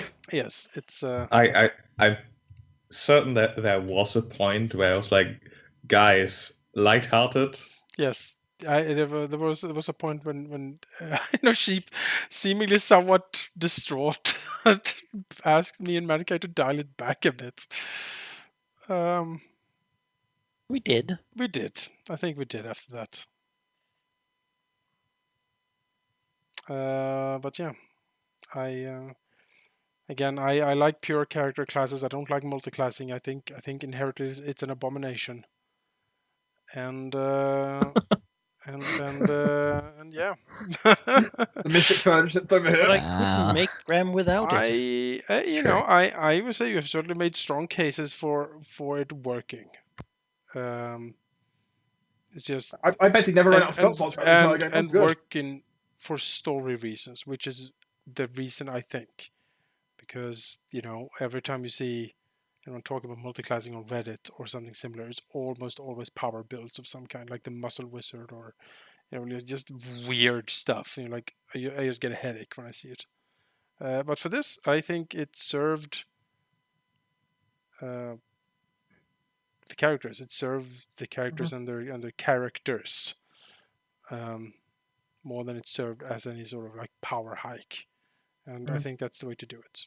I certainly looked back and if I wanted to make Talia more powerful, if I went pure wizard, she would have been amazing DPS. Or if I went pure cleric, oh god, if I went pure cleric, there were some really cool things I could have done. But no. I think it wasn't Gil-galad like a weird, he was cleric and something else. He was a cleric occultist. Yes. Right. He had weird spells. Yes, he did. Weird, different phases he went in and out to, and it's very complicated. Welcome to the occultist. It's weird. And you remember Paladin Bard? I was the only pure class, I think. Some of the melee classes though don't have much interesting stuff to them. Fighter is so boring. Barbarian, for example, gets nothing. He just hits stuff. I don't know why I would ever play that. That's literally the only reason I went. One of the only reasons I went for Paladin is that fighter, I hit thing. Do I roll a thing? No, okay, I'm done. Mm-hmm. Barbarian's only class feature is rage, and he never gets more. Yeah. It's very D&D 3.5 in a way, right? You're a fighter, and so you swing at sword, and that's what you do, and that's each class has it's made to be different difficulties of playing the game. So if you're completely new and you're like, I want something simple, you can be a barbarian and be effective without having fun. I think you can still have fun without having 10,000 class abilities, but yeah, but options are what gives combat meaning, because otherwise you're just waiting to roll a die. Yep. And so multiclassing can give you more options, usually in exchange for power, and that's usually something that advanced players like. Yeah, more options may also be more power, depending on how it goes. Oh yeah. Certainly in your case. I mean, Talia was ridiculous in the end. You had so many spells. I mean, yeah, it's true. I had tons and tons of spells available, though for a while I was playing a constant game of, oh god, I need to catch up because you had more powerful spells than me, and I was leading the lower level spell slots still. I certainly, Anarchin was built as a blaster. That's what I wanted him for. Was just I want maximum damage coming out of him. Yeah. Yeah, my biggest problem actually ended up having was splitting feats because I had 2 classes worth to split my feats between. I was like, oh god, this is hard. With Graham, I ran out of stuff to spend my feats on. She was like, do you want more damage on this necromancer? Like, no, it's not what I want at all. Necromancer feats are all so much based on damage and stuff. I always had things I wanted to spend my feats on. I always had new class powers or new ritual things or other stuff I wanted. I took like toughness and improved initiative and stuff like that. In fairness, improved initiative can sometimes be really nice. Yeah, it's nice. Oh, it's but, very useful. it's just not the most exciting thing. No. At least you didn't go down to the level of having to take linguist. That's Yeah. true. I didn't have to learn dragon speak. Linguist. All right. I think that sums up part 1.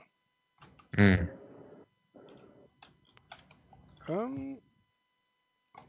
Part 2 here. This was written for Way of the Wicked back when. So this was We for had books. The books, yep.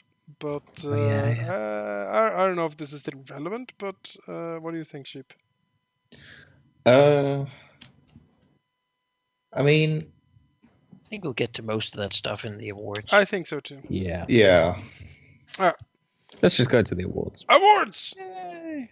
Can I get a fanfare? There we go. Wonderful. So the awards are, as you have seen us do before, So many I was times. talking about certain like aspects and happenings Time of to the campaign. reminisce. Yeah, time to reminisce a bit. And so this is something this has been more filled out in past. I think people are a bit short on time, but nevertheless we'll talk about this a bit. So the first one we're going to talk about is most surprising enemy. Something that we weren't prepared to fight or something. We were like, oh, what? And I will start with the first. My contestant is the Fey Wolf attack. Yes. I was not ready for what they were. I did not expect No. wolves in the ice desert. And what happened to us there changed the campaign like 80%. Yeah. Compared to if they had not been there. It Completely drastically changed the directions of every character involved and killed or sort of banished half the party. Seemingly out of nowhere. We had no pre-warning that terrible fake wolves would be in the place. So that is my what I would say is the most surprising enemy, and I'd like to hear you all bring up other things that could contest them in surprisiness. It's. I mean, I don't think I can really personally, for the same reasons you know, because you and me were there. Like DDS and Halldamir weren't at that battle. They don't know. Well, But I did look back and look at your footage though, and certainly you were surprised. it was. I remember it being like, oh, some wolves. All right, we'll do a battle, and then being like, holy shit, Sheep wants to kill us. You know, I wasn't prepared for that at all. Everyone's hampered. Yeah, this is not going good. And it was a battle that to me looked like a sort of a normal engagement, but was secretly masquerading or hiding among the most dangerous things we've ever fought. Like chimeras and sheep's clothes. Literally sheep's clothes. I personally, I can't. I had a look at this over the last few days while waiting for stuff to happen at work. I honestly can't say that I had that. There was an encounter where I went, "What the fuck?" to like about the enemies. They certainly weren't Fey wolves, and I did look back at the session before we joined, and all the Fey wolves, and I've gotta say, my God, they were very surprising. I couldn't take that away from them, honestly. There was so to bring up another thing. There was a door in the other realm. Where we were like, oh, how do we open this door? And then it charged at us. But it was kind Like, of oh. we were kind of expecting it because it did like have eyes all over it. It's like it blinked at us. Yeah, and I was kind of like, yeah, that's not going to be fun, I reckon. And then all of a sudden it just... Yeah, I mean, we saw it, but I'm sort of thinking, Cautious. before going into that plane, I don't expect to fight a door. True. But Yeah. then again, it's the not Fable is just Fable. such a monumental Yeah. thing that Yeah, that it's gonna be remembered from this campaign forever. Yeah. So. definitely. Yeah, my nomination does not hold a candle to the Fey Wolves, but to me, as I went through the week thinking about what did I least expect to come up, what stood out to me, I believe, if I recall correctly, was I think we were down in the Red Dragon City, Mhm. and we were going into that guy's place where he was keeping loads and loads of things, Oh and yeah. there was a bulle that came out of us. I suppose the only reason I basically forget that is because we teleported and fingered of death him, and that was it. It was a very quick fight, but it was still surprised that bulle suddenly appeared. Yeah, but he was known for having a menagerie, so I was not expecting a bulle still, personally. No, yeah, so- I suppose. Because that's kind of a big ass deal. Kind of land sharks. They're generally hated creatures. Yeah, Yeah, he was a zookeeper. yeah. But it stood, it doesn't hold a candle to the Fey Wolves, but what strikes me as a thing of I did not see this coming. Yeah. I was expecting maybe lions or tigers or various other big massive. I wasn't expecting a land shark. He surpassed my expectations. Yeah, I think Fey Wolves take that easily. I think so. I think they take that award. Now, for the next award, the most challenging battle, I would pose the Fey Wolves. Yes. As they caused the most casualties in the campaign. Maybe other than the Fey Wolves. I nominate the Fey Wolves. I think although it's not a single battle, the final encounters from going into the great enemy dimension, it was I know at least Hirandor was on half hit points with one recovery that he was going to use to negate a mega crit.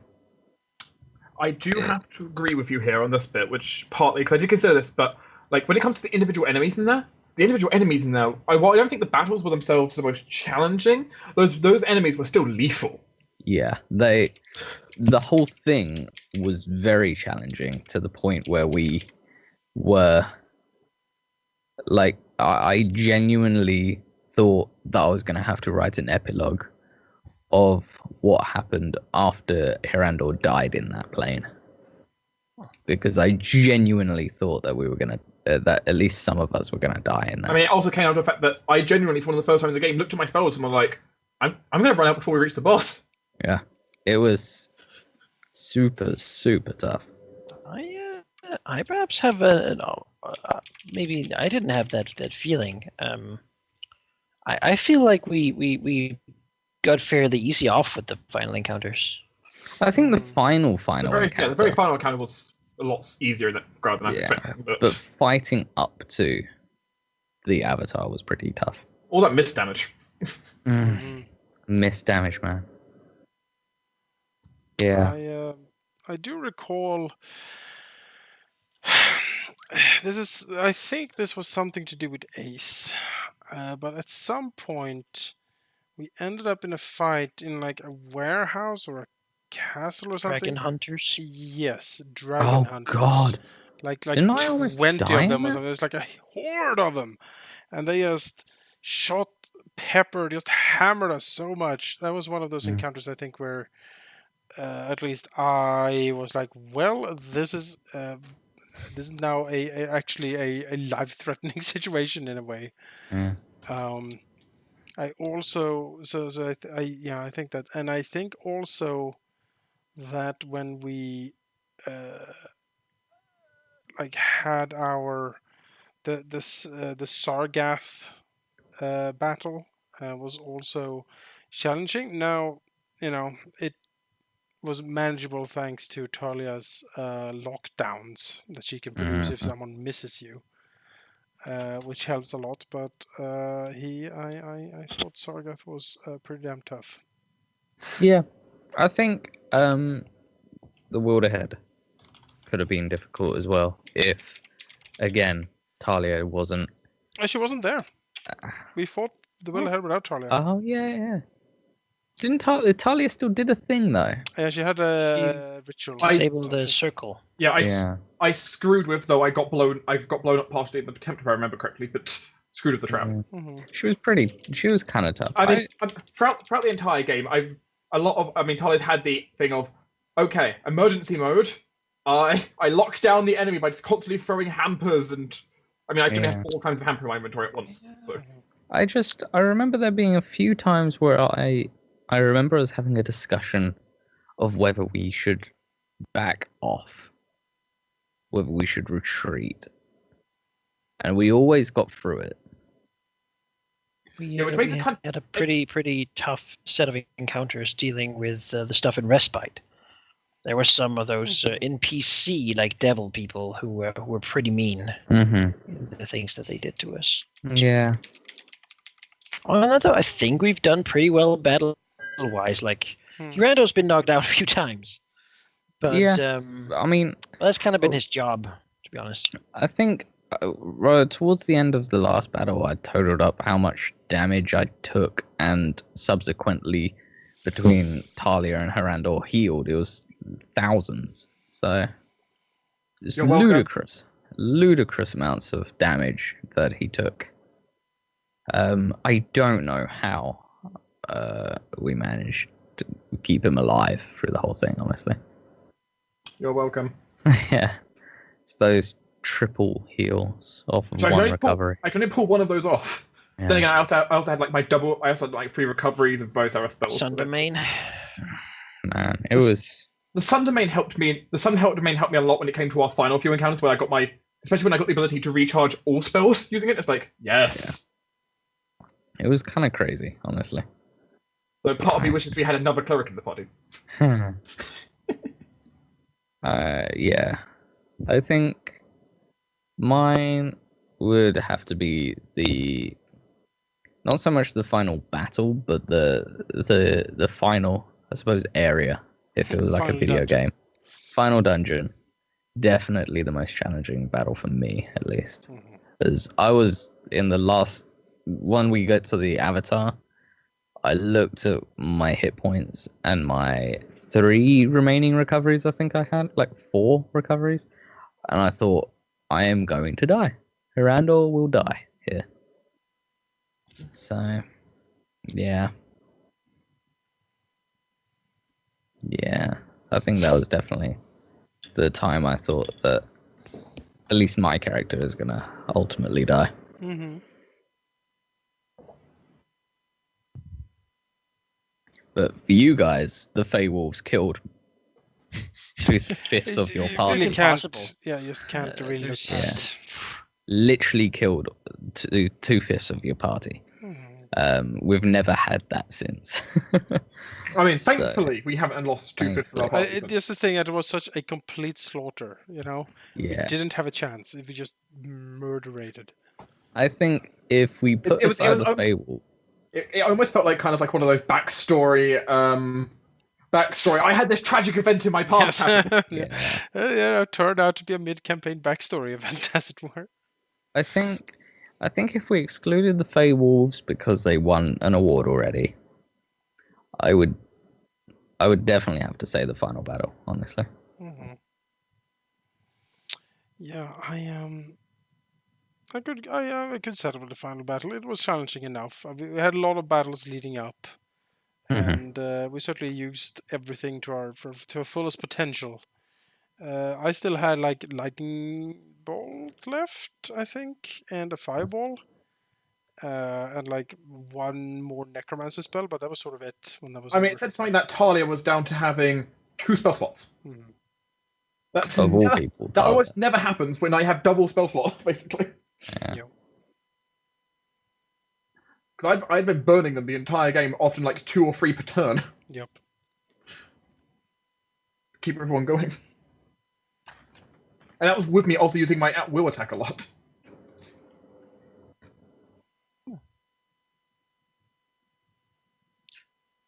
So the next one the most underwhelming battle, the battle we thought was going to be an epic fight, and then just sort of turned out to be the sound of a slowly emptying balloon. So I put the original nomination here, which was our first fight against. I think it was our first fight against Erasmus, where he just teleported away on us. I mean, we kicked his ass pretty fast. Then he was like, "Nah," and he left. Yeah. And it just felt very underwhelming to me. It's like, oh. Yeah, in that battle, he never intended to really give you the chance to fight him. No, he didn't intend to, but it made the battle feel very underwhelming when we nearly kicked his butt. Just like, oh, Yeah. Yeah. One more stop teleport and he would have been screwed. Sadly, I was not ready to fight him, or else I would have had an extra thing to stop teleportation on me. But Yeah. Had he been smart, he'd just prepared 2 fingers of death instead of teleport. Zap, zap. Done. What else you got? For me, it was the fight with Sargath when he was all crazy with their armor, because Talia hampered him, and he just didn't do any of his cool fancy shit, and we just seemed to pummel him into the ground. Really, I did get that. When we came up to that session, because we knew he was coming, I seriously thought this is gonna suck. It's gonna be a really tough fight, and it just kind of was okay. You know, he was hampered a lot. We hit him a lot. He died. That was it. I can certainly agree. That was actually what my original nomination was going to be, and I changed it. So, because that was the other one that stood out to me. I was really expecting worse than this. Really expecting worse. I'm trying to think back. Because there's been a lot of fights. I think one of the, I don't know, underwhelming, maybe like we remember the 2 dragons we met in the Great Copper's those domain. 2. Yes, They were all assholes. They were such So assholes and full such of themselves. Yeah, so full of themselves, so haughty. It was like, oh, I'm so important, blah blah blah, and then we just brutalized them. You know, not even a chance, not even they didn't have a hope. And I was like, oh, these guys are probably pretty tough, I guess, if they're like this cocky against us, because they surely know who we are, you know. But they turned out to be just pretty wimpy, and just sort of smashed them.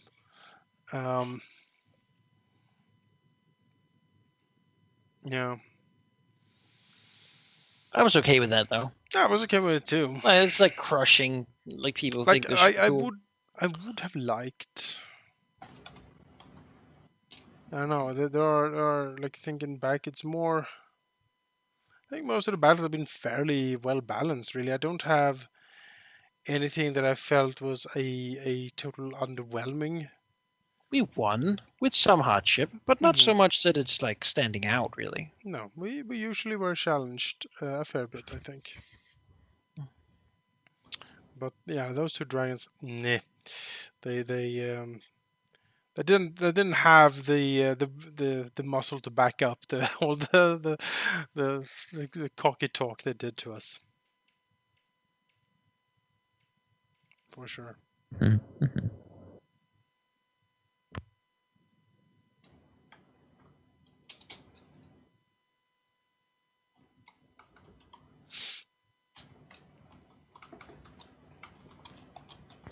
So,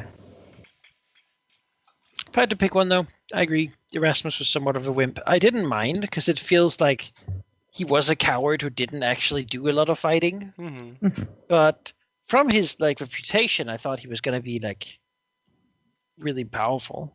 You know. I'm fine with the running away Erasmus thing. Yeah. It was. sure. Yes, we can finally deal. And he's like, no, please. Yeah. I prepared like 3 teleportation spells. Ooh. And then we had to go and fight him in his own shit. It was so annoying. we kicked his butt. Fine. Most game-changing role. One I of have written Talia's many things. a ritual at some point. I feel like we did a lot of rituals where it was like she was like, yes, no, and then it's 20. Well, I guess yes, you can do that. I had a habit of doing this. I don't remember any in particular, but I feel like there's many. been more than a few. There Yes. probably has been, yes. There's probably a few crits here and there. I think if I will say one thing that I at least remember. I don't know how much this changed the game necessarily, but I remember when we fought the Kraken and Enrican pops the circle of death and manages to hit all the Krakens and like natural one all the crew members. Oh yeah, you almost killed all the Oh, sailors yeah. there. Yes. Any hit would have killed them. Yes. And he just And that would have made things interesting. Yeah. yes. But that was I didn't know that happened, so Yeah. No, yeah, that was the thing. Yeah, you natural Okay, one you- them. And Yeah. like they take no damage. You're like, No, yes. and Sheep is like, well, I guess they're fine then. you rolled a Yeah. you rolled a perfect circle of death. Yeah, it was a perfect circle of death. Well-timed natural one, I guess, counts as a 20 in that circumstance. Yeah, exactly. And like, putting Amaranth in the sword. That was my suggestion because I looked back at that. I was like, that seemed like Yes. a Or powerful. Amalysynth. Amaranth Yes, was that was the important. thing that happened. Amalysynth. That was something that, seized the ritual from her with a natural 20 and forced her into the sword. Mhm. Um, I think because all the other 20s happened so often, but that was one of the first ones that really was like I mean, incredible. that did change the game. Yeah, We it had her. literally did. The sword. it's a sword that was useful, and we exchanged it for destroying the Doom. Also, for certainly example. made her not a reoccurring villain. Yeah, because I don't. So one of the other problems is while I rolled a lot of nat 20 for other things, I can't tell you what those nat 20s necessarily did for all of them. Yeah, Yeah. but then there's this Or one. for some of them, they just let us kind of skip For- like an encounter or so. For But this certainly had a big effect. yeah, there wasn't any role in battle, at least that I recall now, that was similar to say the Haviland fight from Way of the Wicked. Yeah. Where Sheep somehow just manages to crit the boss and just murder him with an I mean, he axe. rolls like Good job, Shape. a 2 and falls on his butt Yep. and the grease, and then Yep. he gets smacked in the head and dies before he can do any of his cool high-level paladin shit, Mhm. which is really bad. And then he's just dead. Go Yeah. well, But, fallen dead. mhm. Mm. No, I'd definitely say Dragon and the Sword. All right, that seems fine to me. Yay, my nominations are winning. What do you think, Sheep? Do you have any input on this? I've been trying to think. Because you have different perspective, because you know what would happen if we didn't succeed at these rolls. Mm. Something we're like, we managed to jump over this ditch, and you're like, oh, you fools! If you fell into the ditch, it would be the Doom dimension. It's just pain and horror. Hmm. I mean, most of the really big rituals, putting Amalysynth in the sword, the ritual in the dual sense, if those were to have been like natural ones or something bad, that would have been game changing. in the other way. But yeah.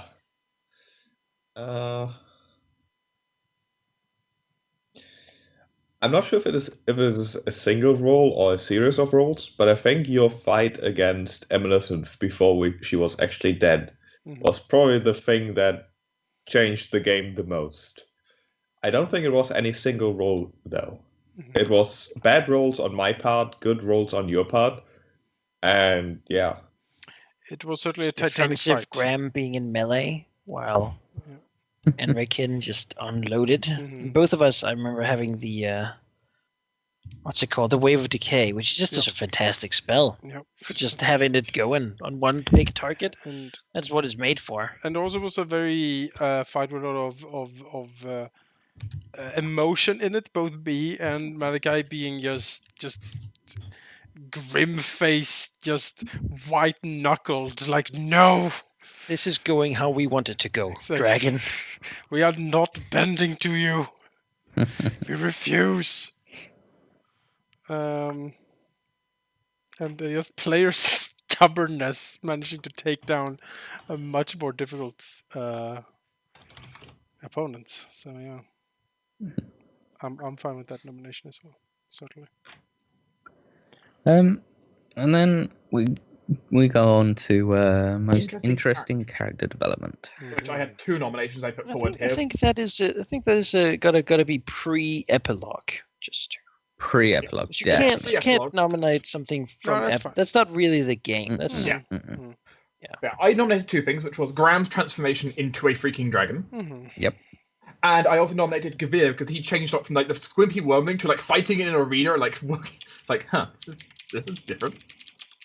He kind of became a badass in the end, actually. They were the in a two weird things. way. They were the 2 most interesting situations to me. The thing, yeah, it wasn't so much Gavir changing as just getting to know him a bit. So because I think that was certainly his character, because he was a character that planned everything in minute detail. He had like OCD, he had to plan everything. So it wasn't like, it was like, yeah, of course he planned this all along. Like, yeah.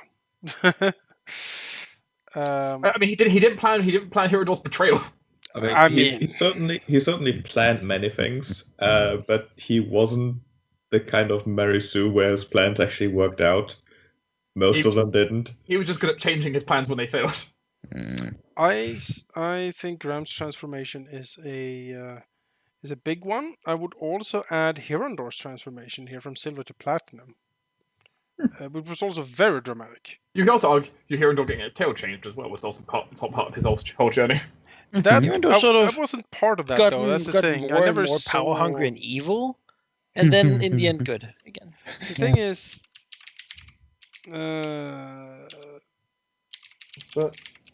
I didn't see. I didn't see the Tiamat influence. That was something that I felt was behind closed doors. Fair enough. But the Hirondor going platinum, that was on full display. It was like it was godly intervention, literally holding back doom to like see this happening and stuff. So it was incredibly dramatic. I will mention something about that. The whole platinum part to that was literally just because you guys were like, oh my god, is he going to turn platinum? And we're like, actually. Yeah. And Sheep and I had a quick little discussion. Yeah. Like, actually, we could do this, right? And he was like, yeah. That sounds cool. Before that session, I contacted Halldamir basically with the contents of, hey, next session there would be an opportunity I could see for Hirondor to do something else, sort of, because that was basically the point where I think I saw that Halldamir wasn't entirely enjoying just being a fighter. And I was like, we talked about that, yeah. Yeah, and I was like, there could be an opportunity here, and I gave him 2 good choices, which was Paladin and Chaos Mage. I decided against the Chaos Mage because I didn't want to give you guys PTSD. You picked well. Yes, thank you. It was one of the rare situations where between the evil and the good choice, someone actually took the good choice. Yeah. It does not happen often. So funny. It was so difficult to take myself away from the Chaos Mage. But it was like, if for me, and I'm speaking for personal here, like when Graham did his transformation, that was sadness. It's like seeing a friend die. Yeah. Hirondor for me was a cool power trip in a way. Like he's just lighting explosions, everything incredibly dramatic, and then like divine light on, and like Hirondor steps out glorious, and everyone's like, oh my god. So it was pretty epic. For me personally, I like Hirondor's transformation just for the triumphant, the triumph that it sort of was. His sacrifice being the right choice, and like him being rewarded for it in a way. Graham's, to me personally, I don't know, Manika, you probably might have another interpretation of this, but to me, Graham's transformation felt like a defeat. I mean, a defeat? I mean, I suppose in a way, yeah, it was a sacrifice, certainly. The goal here to talk about interesting character development in the end, so... Yeah, Graham's happened too late, I feel. That it really had too much. I mean, I was thinking, just looking at it, I was thinking a Millicent's transformation from evil, like dragon scheming thing, to sword advisor. Yeah. To dragon like dread person. She was a smith. Great dragon smith reborn. She was sort of forced to deal with a situation the character did not have a framework to deal with, I feel. Mm-hmm. Yeah. Sheep didn't make her with that in mind. It is a good mention as well. Certainly did not. But yeah, Platinum here, Endor, I think, is the most dramatic change we've seen too. All right. Turn it red. Well, most interesting NPC? I'm saying Warwick. I fucking love Warwick. I don't know why, Warwick but is it's pretty great. great. Like, It's so fucking We cool. met him. He was a douche. I had a genuine talk to him outside the Cloud Dragon office. We were asked by Betrina and Rochelle to kill him and like blame it on somebody else, which I still remember. Like, come on, guys, this is not cool. Kill Warwick, bro. Mm. And then like we worked out and we helped him, and he's been so conflicted. We basically know his parents at this point. Yeah. I like Warwick. In the end, I literally said to Sheep, if Warwick wants to do something, sure, whatever. He can do what he wants. Take money. Although considering we're at the end of the campaign and there's no secrets necessary anymore, you had plans with Warwick. Oh yeah, I was totally gonna turn him blue again. Yep. So Like, it was cruel. working. It was You- working. It was working. It would have worked had you basically kept doing it for a little while longer. Mm. We Yeah. rushed the ending too quickly. Don't make Warwick evil. Just No, he wasn't gonna be evil. He was I just can gonna. redeem him. He was gonna embrace his true nature. I also liked Warwick. I never forgave him. Well, why Manikai never forgave Rochelle and Basrina for wanting to kill him, I never forgave him for betraying us. So, I remember that. And so, Warwick, yeah, I Never like him. betrayed. I enjoyed his company, certainly. I also liked Sargaff. Sargaff was enjoyable. I don't know, he played off well with Enriken. Now, it isn't actually most liked NPC, No. but the most interesting. Yeah. I think in that case, as written here, that Rochelle and Basrina for me were characters I was interested in because I always felt like something weird or interesting was going to happen when they came around, and it seemed like they had a lot of story and background that I was interested in, and that slowly sort of kept creeping in. They were certainly interesting characters. I certainly had some great moments with them as well, including me creating a illusion purging and accidentally finding out they're dragons when they didn't want us to. It's like, finding out that I they had like an Anrican crush, like had a fan club running for him for some reason. That was pretty good. I had a good conversation about that as well. I think I've actually got to agree with you guys. I love Warwick, but he wasn't the most interesting. I would have to agree. The sisters are probably at the same time. I probably have to revoke my Gavir vote as well. Originally, I put on there because I think Bedouin and Rochelle were more interesting than Gavir. Yeah. They were fun characters to talk to and explore. Weren't they brothers though? Yes.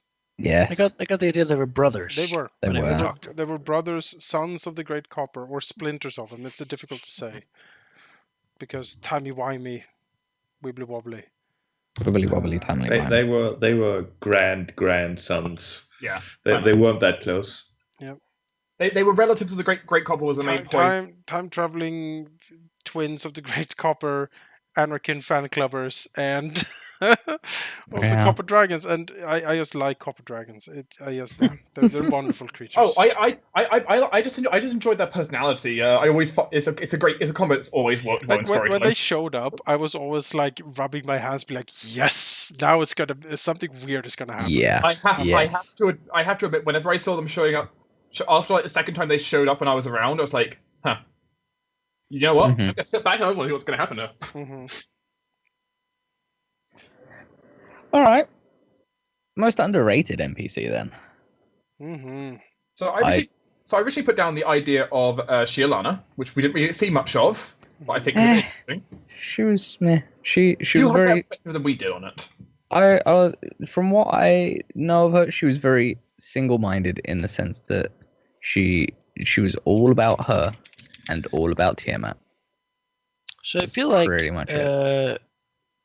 underrated is also like it's not that they're bad NPC or It's uninteresting. It's underused. just they had more potential than we gave them credit for. Yes. Yeah. And I would agree with just the Charlotte vote here. She had so much stuff and more to talk. We just keep forgetting her, really. Yeah. Mhm. That she existed. Like, oh yeah, no, oh yeah, she's a thing. Okay, big scene and stuff. Yeah, I could understand Charlotte as well. That's a perfectly reasonable vote. Like she genuinely wanted to help us Yes. and everything. We just One of the few characters who forgetting. genuinely wanted to help us. Yeah. And then you never helped her with any of her problems she No. presented to you, or told her anything, even though she wanted to like turn you into good people in the eyes of everyone. Mhm. She, I didn't she even tried. remember what things she wanted to do. Still don't. No. So Oh well, yeah. I think I'd probably Charlotte then. I don't remember all the things she suggested for you, but one of them was she had a Red Dragon contact in Crimson Peak who was imprisoned by Mr. Zookeeper, whose name I forgot. And you were like, "Oh no, all Red Dragons are evil," and then you left. No, I remember I was like, yes, a dragon lawyer battle. I'm into this. I'm up for this. I want a courtroom drama in Crimson Peak. That sounds great, but no one else was really interested in. but we're going to Sterling Hold. To the Yes. Shivering Plains, we said. Yes. That's the better choice. Mm-hmm. We sure did, didn't we? And then things changed. I also just now added Amaranth because she was also a character I felt that had a lot of potential, but that we also sort of just discarded or didn't really, follow up on very much. Well, she built a bunch of magic items, and she really didn't like us, so. Mm-hmm. Yeah. But Charlotte, I think, is the choice here. Charlotte. Tons of potential that we completely ignored. Like it's the kind of we go home and we see there's like 5 letters, and we're like, oh, well, I mean, these arrived like a month ago. I guess it's too late to answer now anyway. And we just don't. And then another one comes. We feel a little bad about it, but just really just not feeling it today. And then,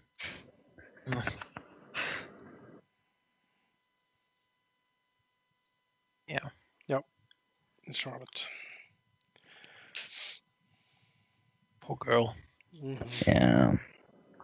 Well, which NPC annoyed the fuck out of all of you? I gotta say Matrix, yeah, without a That doubt. guy. That fucking asshole. Mm-hmm. Oh my god. I was so happy we killed him.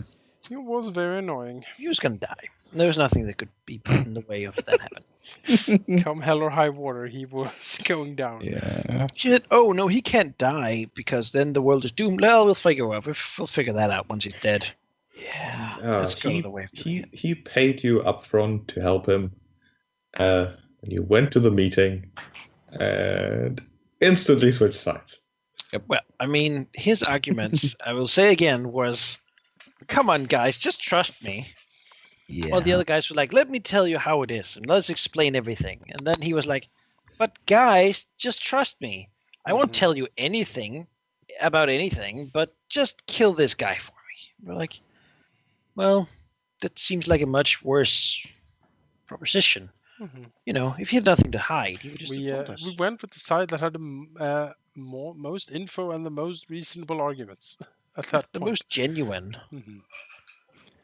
I also just added now bureaucracy. Yeah. Because I feel that was a constant enemy against to us. me, that's Kabir.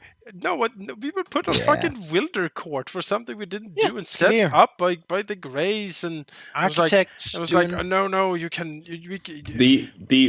I will say the Wilder court against you was set up because you killed Savannus, which you most definitely did. Because we What? did. Because That is some fake news. stupid elves told us that we had to do it because the bureaucracy stopped them from building a bridge or something like No.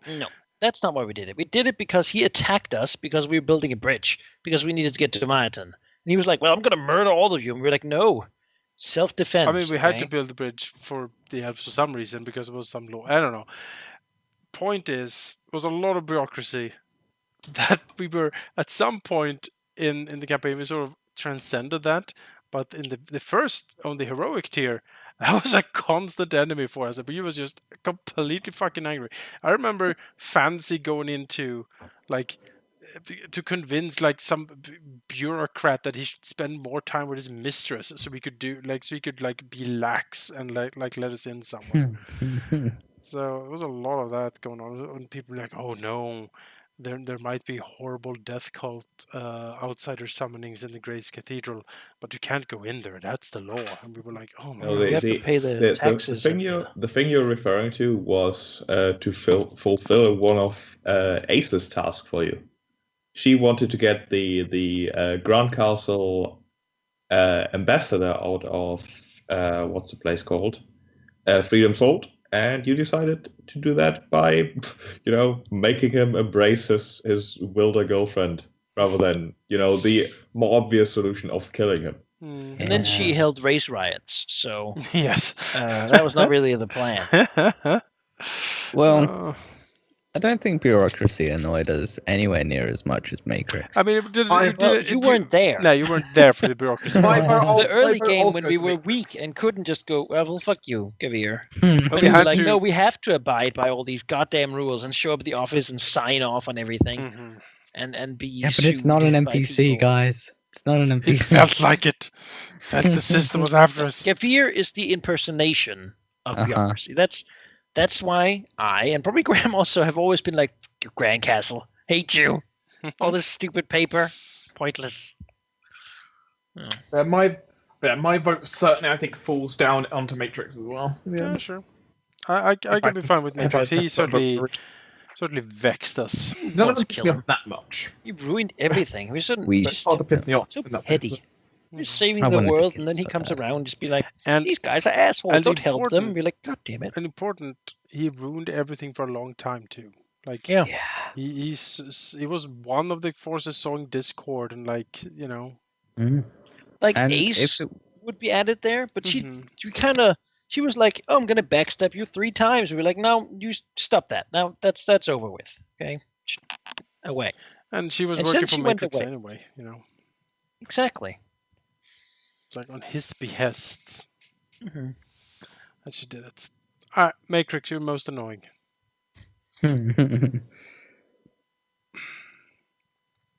So the next one is the best oh shit moment. Something that we like surprised us, or like we were like, damn, we didn't expect this, or like something was just cool, or however you really interpret it.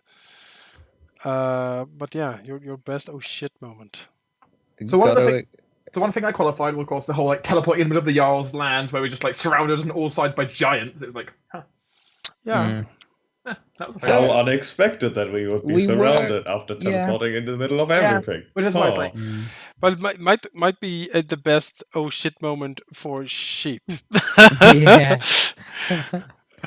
I would definitely have to agree with the tomato holding up the spire thing, because like it was coming down, and of all the things, we looked at the map and there was a fucking tomato with the artist. Yes, he actually had like a plate with like a tomato on it.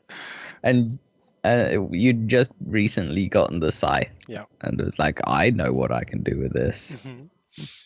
And there's like 3 or 4 fan arts And for it as I well. think that is one of the times I rolled a 20 on Yeah. the roll as well, where it's just like, yeah, that Which is so funny. corrupt, horrid tomato Because the mutant. tower doesn't collapse. Yeah, Yeah. because it doesn't. Because this tomato is being like grown out of proportion to hold it up. Well enough that we could hunt down Boulderhead. Boulderhead, yeah. That was, for me, that was a, oh shit, it worked Mhm. sort of moment. I also like the fact that here under 8, part of the Doom, that was Yeah. for me an oh shit moment. I was like, oh shit, it's gonna do it. Oh no! Oh no! He's doing it. I feel like this campaign hasn't produced a lot of oh shit moments. Not I feel for like us. generally we've known sort of what we walked into. We've made the conscious decision. Mhm. Like when I think oh shit, I'm thinking, oh shit, she took the Archmage's book and brought it into the hidden lair. That's the kind of thing where I'm like, where I would literally like lean back in my chair and just go, what the I mean, fuck? yeah. But we were talking. And I feel like this campaign hasn't really produced those. Like things hasn't been It hasn't been as crazy. Right. It hasn't been a as campaign other. where you and me have frantically been typing back and forth, Like, what are we gonna do? by screaming at each other in text, being like, "What the fuck!" And it hasn't there hasn't been like a what were those two angels called? That was an oh shit moment too, I think. Trumpet and hammer, whatever they were called. That was Clarion that was, and Maul. Clarion and Maul. That was certainly an old shit moment from me and Jake. Where they come in like, you teleport out, you land In the ocean. 400 kilometers out over the sea or something. You're like, we can't literally go back in a day. There's no way. Yeah. I don't think we've had anything like that.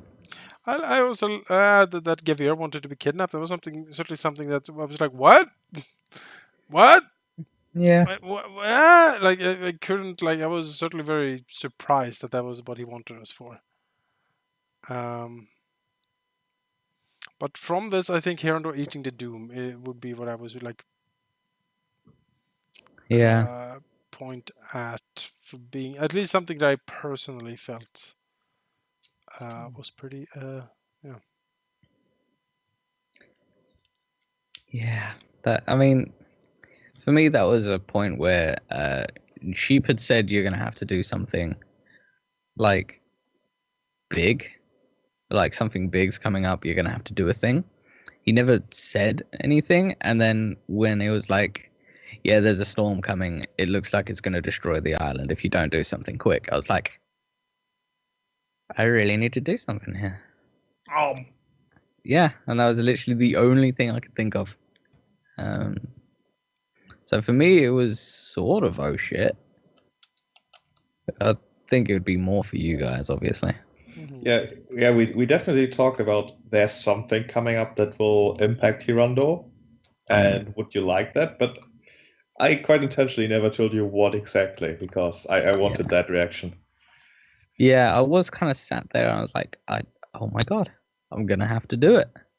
I'm actually going to have to do it. Mm-hmm. And yeah, you guys were frantically trying to figure something out, and I had to. I was like, I'm going to rip a hole in reality. Yeah, I was trying to hush you, trying to be like, well, no. we didn't know you knew it was safe. I didn't know it was safe. For all I knew, I could have been doing the wrong thing. No, don't eat it, you monster. What? Yeah, I imagine Who'd do that?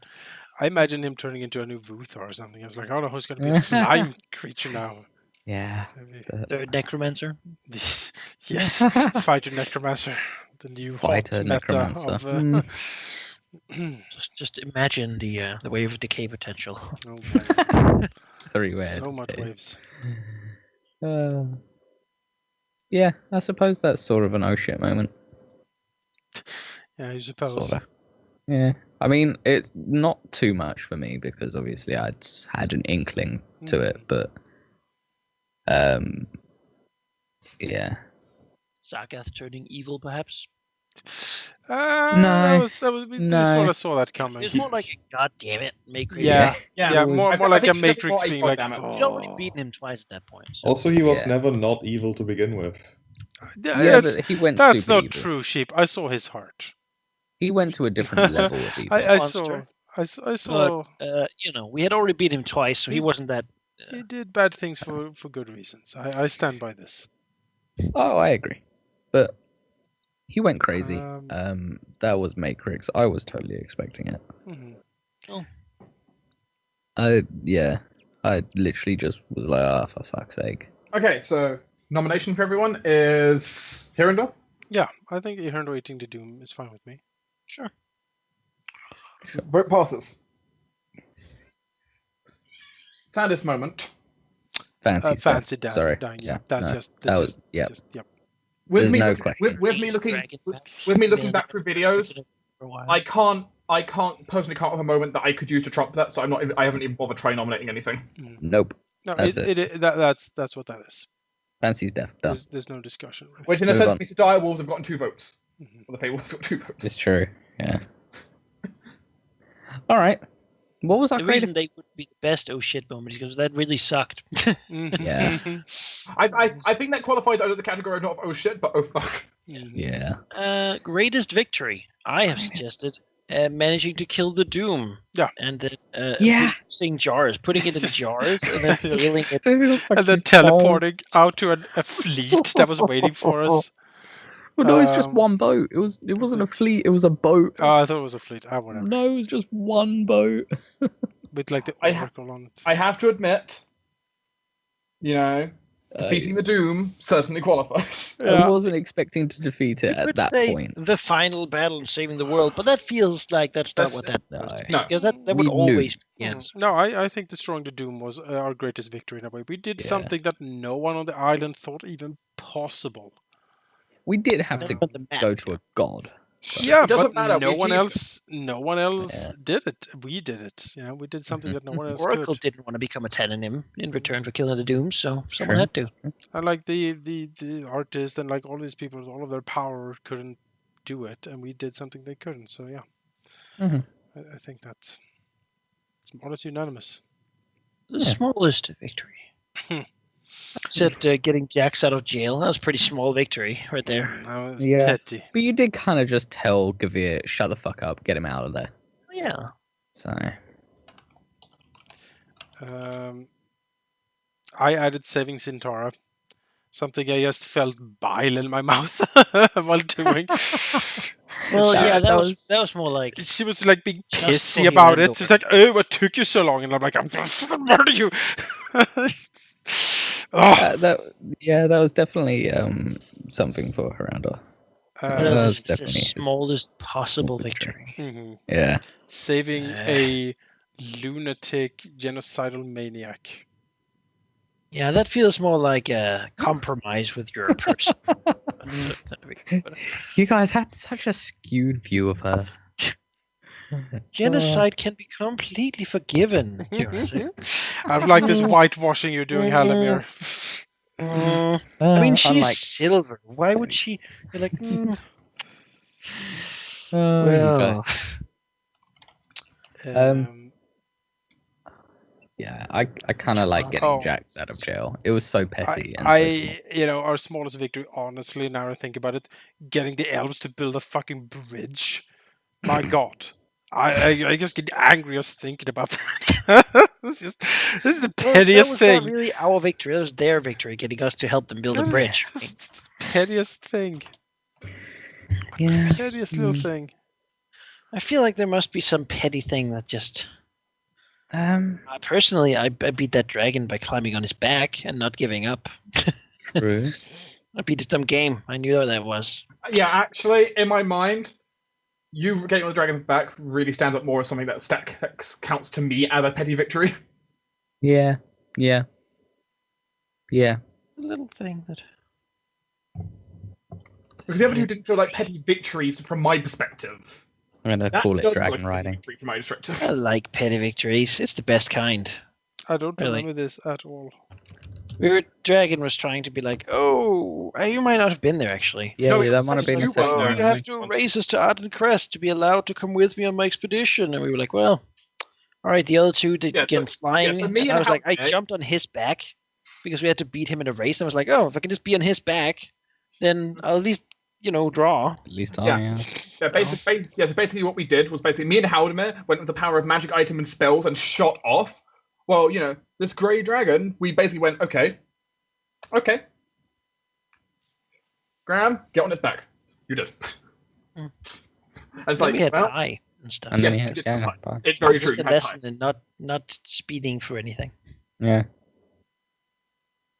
The point still stands though. It was like I was, he did not expect us to do that plan of getting onto his back. Mm. Yeah. No. I like Graham Drams. dragon riding. I vote I'm as well. dragon riding. Sure, I can't vote for that, but that's fine. Yeah, It was a campaign where most of the battles felt relevant in some form, so there wasn't like Yeah. room for a Yeah, lot I of just same small thing. There were very victories. few battles we had that felt petty to me. Mhm. So Mhm. Best player / NPC backstab. we didn't backstab each other very much. It's mostly NPCs. Yeah. No, it's like Yeah. the players backstabbing someone. That's what I mean. Yeah. No, we didn't I mean, Did we technically we backstabbed Matrix. We did. What? No, that was not a We just backstab. changed, We just never changed signed the on. thing. Okay, he was very unreliable and an He was. asshole. So, It was. From his perspective, I well, certainly you know, the ace backstab certainly stands out as something. I was Yeah. just angry. I was just angry with her and her I- stupid stubbornness. I like, have- why are you doing this? You can't win. Yeah. You're just being stupid and obtuse right now. I have Yeah. to admit, it's one of the few moments where I looked at it. It's like I actually want to, in character, kill an NPC right now. This is not going to help you in any way. I'm not a violent person, but I actually wanted to murder Ace at that time. It's just only bad for you. Like, it was actually you guys who stopped me from wanting to murder Ace. Surprisingly, You know, one thing I haven't felt with Graham is the need to murder people too much. Humiliate them, sure, but Graham has been pretty reasonable. When I play caster characters, that's when I get that murder urge, because I know I can say, I expend my lightning bolt, and I evaporate this person. in That fairness, feels really good to have that power. I was the mage, and I had the urge to do such a thing to her. Like, black, done. I think in NPC my case, gone. I was wanting to drop an Azure Fireball on her ass. Erased. Yeah. But that's a backstab that stands out. Have there been that many other backstabs, really? You I guys don't mentioned feel like earlier. they've been I backstabbed. keep telling you, no, they haven't. You guys mentioned earlier Warwick apparently does something. Yeah, Warwick set us up to Oh, take yeah, the okay. fall Not for. really a backstab. He did. He Backstab was. implies that No, you were no. allies at first. He shows up as like, I'm gonna escort you to the thing. I'm your representative. You can trust me. Please follow I me. mean, he and was then, a lawyer who and- said, "We plead and- guilty." yeah, he walked in and then he said, "We plead guilty." They did it, and then he walked off, and we were like, "What the fuck? What is this, Warwick?" You He fucking killed the bastard." Dunbilders, and then, I was about to kill Warwick, and you were like, "No, we must befriend well, I talked to him, the and he backstabber." was like, he was pretty genuine, and we were like, yeah. And I So never forgave him for that. helps into that cathedral. Yes. But yeah, the ace backstab is yeah, I think that's He's the only fine. real candidate. Sounds good to me.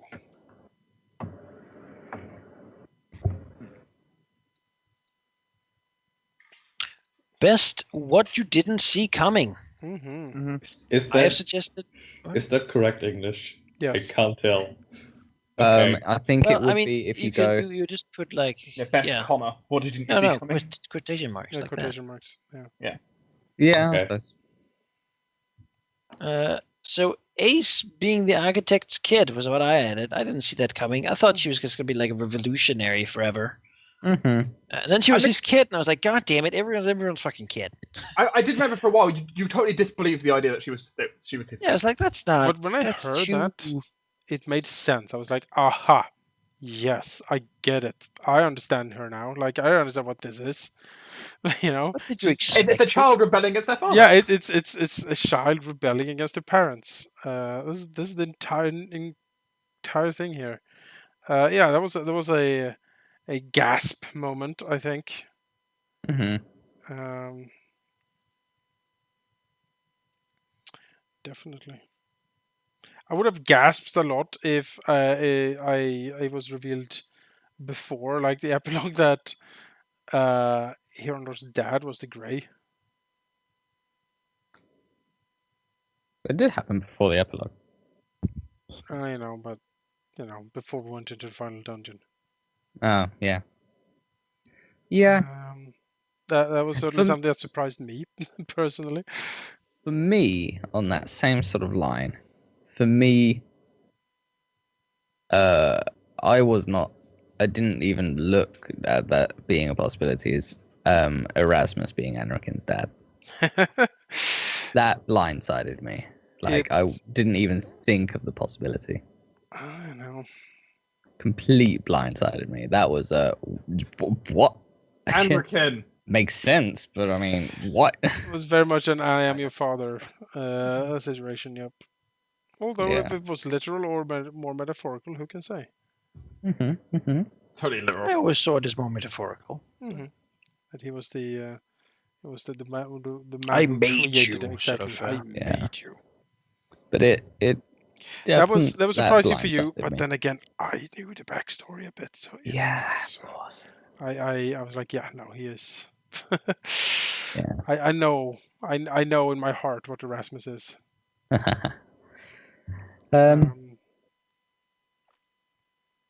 Hmm. Admittedly, I never also saw the. Also, possibly I was just being naive at the time, but I did consider the idea that when we were originally going over to the Jeweled Sands, that we'd be blowing the place up. No, I saw that coming. I It's knew. Anrikin in charge of a Okay, so ritual. I was just being the naive one. It's like, really? It's just Anrikin in charge of a ritual. It will end up in an explosion. You know, I had Or countless lives dying. at the time. No, it's just death. That's what'll happen. I didn't see the copper palace having a recreation of the Shattered Shore with all of Graham's relatives Yeah. and people reliving the last days of their existence over and over again. I did not see that. I did not see that I coming did either. not expect Yeah. that to be a thing. But And I remember being like, how does Graham even react to this? I'm like, he's just like, what the shit? I want to go murder those fucking wilders. Yeah. It made sense when you realize like who the Great Copper was, that he was like a time traveler. So He was there. Yeah. But yeah, no, I've got to agree. That But I was for like, me, oof, that was definitely one. how do I even deal with that? that was a cool. That entire arc was cool when we sort of explored around in the Copper time dragons travel are great with their weird magic and Did those you scales of the copper did hang around for quite some time. yeah. They did. Still had them left at the end because Well, we didn't want to expend them all because it was so valuable. they were so valuable that you were like, no, I need these. We can Get use out them of for jail free so card. we can use them for so much that we need to hold on to this. I mean, I was saving the most people playing on travel, but Yeah. Yeah, no, I didn't see that coming at all. I would agree and say that the copper time traveling soul prison is a good choice. Yeah. Will the eyes have it? And last but not least, the honorable mention Yep. or mentions. Something Yeah. that you can the bring up campaign? that you just think that isn't covered by anything else that we've talked about, and that you just want to get an honorable mention to something or someone during the campaign. notably, I think we all agree though. One of the biggest honorable mentions we have to do is Isakawa's fan art for this entire campaign. Yes. Yep. The first and most honorable mention is Isakawa and his wonderful fan art that he has supplied us with all through this campaign. Constantly. Yeah, it's Yeah. been Showered us with something new every other week, and it's been very nice. And You know, I almost consider Isakawa like an honorary party member for us at this point. Yeah. yes, honorary Ederling. That's his title. There we go. Yeah. So thank you. We appreciate it a lot. Definitely. Now I have added an honorable mention to the players who left the game. Yeah. That being Grimith and Jake and Talsabert, but they still gave a lot. Fancy's name has been mentioned multiple times because she was sort of the Glue. the glue of the party to begin with, and And the Yeah, and the, I think that's their contribution has been very determining for how the campaign went. Even you two have probably heard their names said multiple times Yes. Yes, I have. as influencers, and noticed that we had a lot of preconceptions about a lot of things in this world from their experiences. Especially Dragon. Especially Gil-galad gave us the Elven cleric schools of everything. Yes. It's mostly Jake's character I don't know too much about. I don't know much about Jake's Jake character. missed a few sessions. He had some absence, and so his character was the least developed. We also didn't get into his character backstory, which was amnesia. So Really knowing about him was difficult because he didn't. Mhm. Oh yeah, there was like a year of his life that he didn't know. That was really interesting year of his life that he didn't remember anything about. Yeah. Yeah, that didn't really go in. But they deserve a mention because I think the story has been a lot. You know, they have added a lot to it, and I think that's important. I also want to mention that small group of the Sterling Compact that we tried to make, and then it just dissolved into nothingness because we did nothing with it. What do you mean? You They know, came with us at the end. The Sterling Compact? No, Yeah, that was the yeah, Order of the that's what- Scroll, though. I mean, That but they came were with us. basically the members of the Sterling They were, Compact. yeah, that's what I mean, though. They became something else. That was like 2 sessions of the Sterling Compact, Because- and then it just became a group name. Mhm. That was it. We got rings Because- though. Because we didn't really. No one else wanted to join. Really, everyone was like, "Nah, we don't believe you." I don't think we tried very hard, though. We Yeah. just decided, you know what, fuck you all, we're gonna do it anyway. And yeah. Turns out, adventurers. Most of my sheet says murder shit. Not a lot of it says convince people to join my political group. It's true, yeah. So given using the tools I have, convincing people to join my political group is not going to be No. what's going to happen a lot. But I just realized that when I saw the thing come up in the fan art scroll, and it was like, yeah, what? We did nothing with it. Absolutely nothing with it. Because I remember us deciding in the Free City that the Sterling Compact, it is done. We will make rings and it'll be glorious. And Merchandising. That was Yeah. Charlotte's whole thing too. She was the like, Charlotte yes. thing, yeah. And we were like, We yes. just and then we left her out and to never came dry. back. Things happened, and the world is big. Yeah. We have to travel a lot. Oh, so much trouble. Yeah. I want to go and get some groceries. Sheep's like, well, 2 months probably. Oh well. I guess we're going.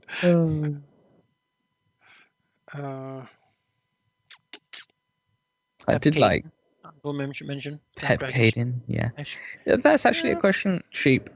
Do the Cloud Dragons ever come back? They would eventually reappear, and basically, accompany Graham in his travel north. Not all the way, but enough going back and forth that the continent knows what he's up to. But they wouldn't leave the island like in any longer capacity. But they would certainly reappear and basically pick up their things again, although with a new leader. Since Pep Caden went north and didn't return. Okay. Fair.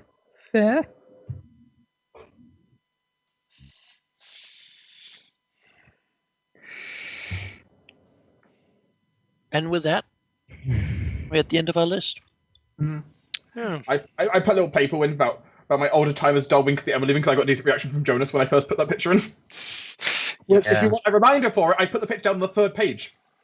Yes. It was like two times that came up. Yes, but you enjoyed it. It was good. Oh, yes, the fight in the sewers when you kidnapped Kabir. God, yeah. It's a moment that stood out to me enough that I thought it needed a little bit of a tiny mention, so I put that in there as a extra thing. I like that whole thing. I like the That was cool. giggling. Yes, I mean, honestly, we should just have gone what we suggested. I think just climb into Hirando's mouth, and he can just keep you there and he'll carry you out. Like it'll be fun. The I am Darwinka the Ever Living. yeah, one thing that did come up in my mind coming to the end was that after that, Malorn was like, I want you to fight someone of my choosing, and I'll have it in writing and by your word that you'll fight whoever I choose. No one ever came up.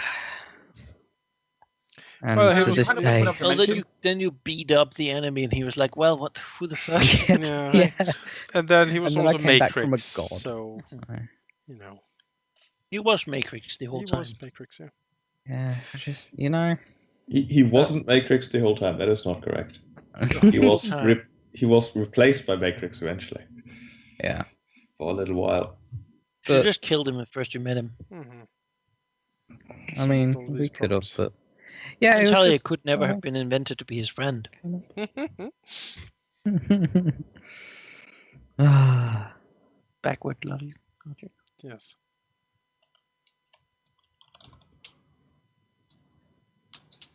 But yeah, I think with that, Yeah. 13th shave is the 13th. Oh my god, I'm tired. What the 13th. fuck is happening to me? 13th Forsaken Age Isle. is done. Lost It's done. Lost Way of Forsaken Throne. Do you have Dragons. do you have any closing remarks, Sheep? That's the The first thing that comes to mind is I am happy that I finally managed to play a campaign basically from 1 to 20, or rather DM a campaign from 1 to 20. uh-huh. And I'd like to think I've learned along the process that I'll put to good use in the future. excellent. So I'll enjoy another dragon campaign. Ship. I mean, there definitely won't be a dragon campaign that runs as long as this one again. Like doing the same thing again, sort of Yeah. why? almost like we've been doing it for years, you know. Mm. But I Weird. might revisit the concept at some point. Yeah. Probably more going towards Tears of Tiamat more than this, though. Mm-hmm. Well, I'm definitely gonna keep the sticky note I have of dragon colors in a different language. Yes. Well, to be fair, I still have the Dresden file stuff on a sticky note. Song of Ice and Fire, 5th edition Summer of Fun. I mean, again, just look inside my map tool folder. You'll see So much. yeah, it's a mess in there. It's just so many I have- folders and campaigns and I have a hard drive with everything I've done. Yeah, I've got the Forsaken Throne death For a long count still. yes. How many Yeah. times did Rithalin die? 6. All right. Zoe died twice, and Bollard died twice. Oh, maybe did, yeah. Zoe, one of those was her touching a death door, so. Yeah, all right. It was trapped. It certainly was. It was so funny. But yeah, I've got that. I've got like, what else? I've got so much shit. That My RPG folder is like 17 gigs of just notes and Yeah. pictures and campaigns and assets and whatnot. It's a I lot. was. Yeah, I plan on doing a reinstall soon, and I thought I'm gonna make a backup of my documents. Oh, definitely. folder, because I've got so much, but it's gig sure. upon gig. Like 10 years, I'm gonna take all these folders, mix them together, and draw random files, like 10 random files, and it's a session. Play like that. Random shit from old campaigns. Just mix it together and see what you get. God, that'd be That terrifying. would be interesting. Suddenly, a lich named Zacharias arrives and he is very angry about Kills something. your god. And then he leaves. You're like, oh, well. All right, fine. Well, you know, A great platinum dragon. No, not Apsu. just rehash shit already done, basically. Yeah. Well, we did this thing. We did it. Yeah. Did a thing. A year and a half. So roughly. long. Yeah, year and a half of Longer playing. for you guys. Long things, D&D wise, are good because it. You know that you get a return on your investment of investment. Emotion. Mhm. Yeah. Your emotional investments tend to pay off. Because if you know it's only a 3-session thing, you're not going to get that invested. If you die, you're like, you know, it's a 3-session thing. Mhm. Mhm. Your backstory is like, you know, it's a 3-session thing. It doesn't really. Yeah. I'm almost guarded against getting too into it because I like my character so much. I'm gonna be sad when it ends. You know, Mhm. Yeah. Yeah.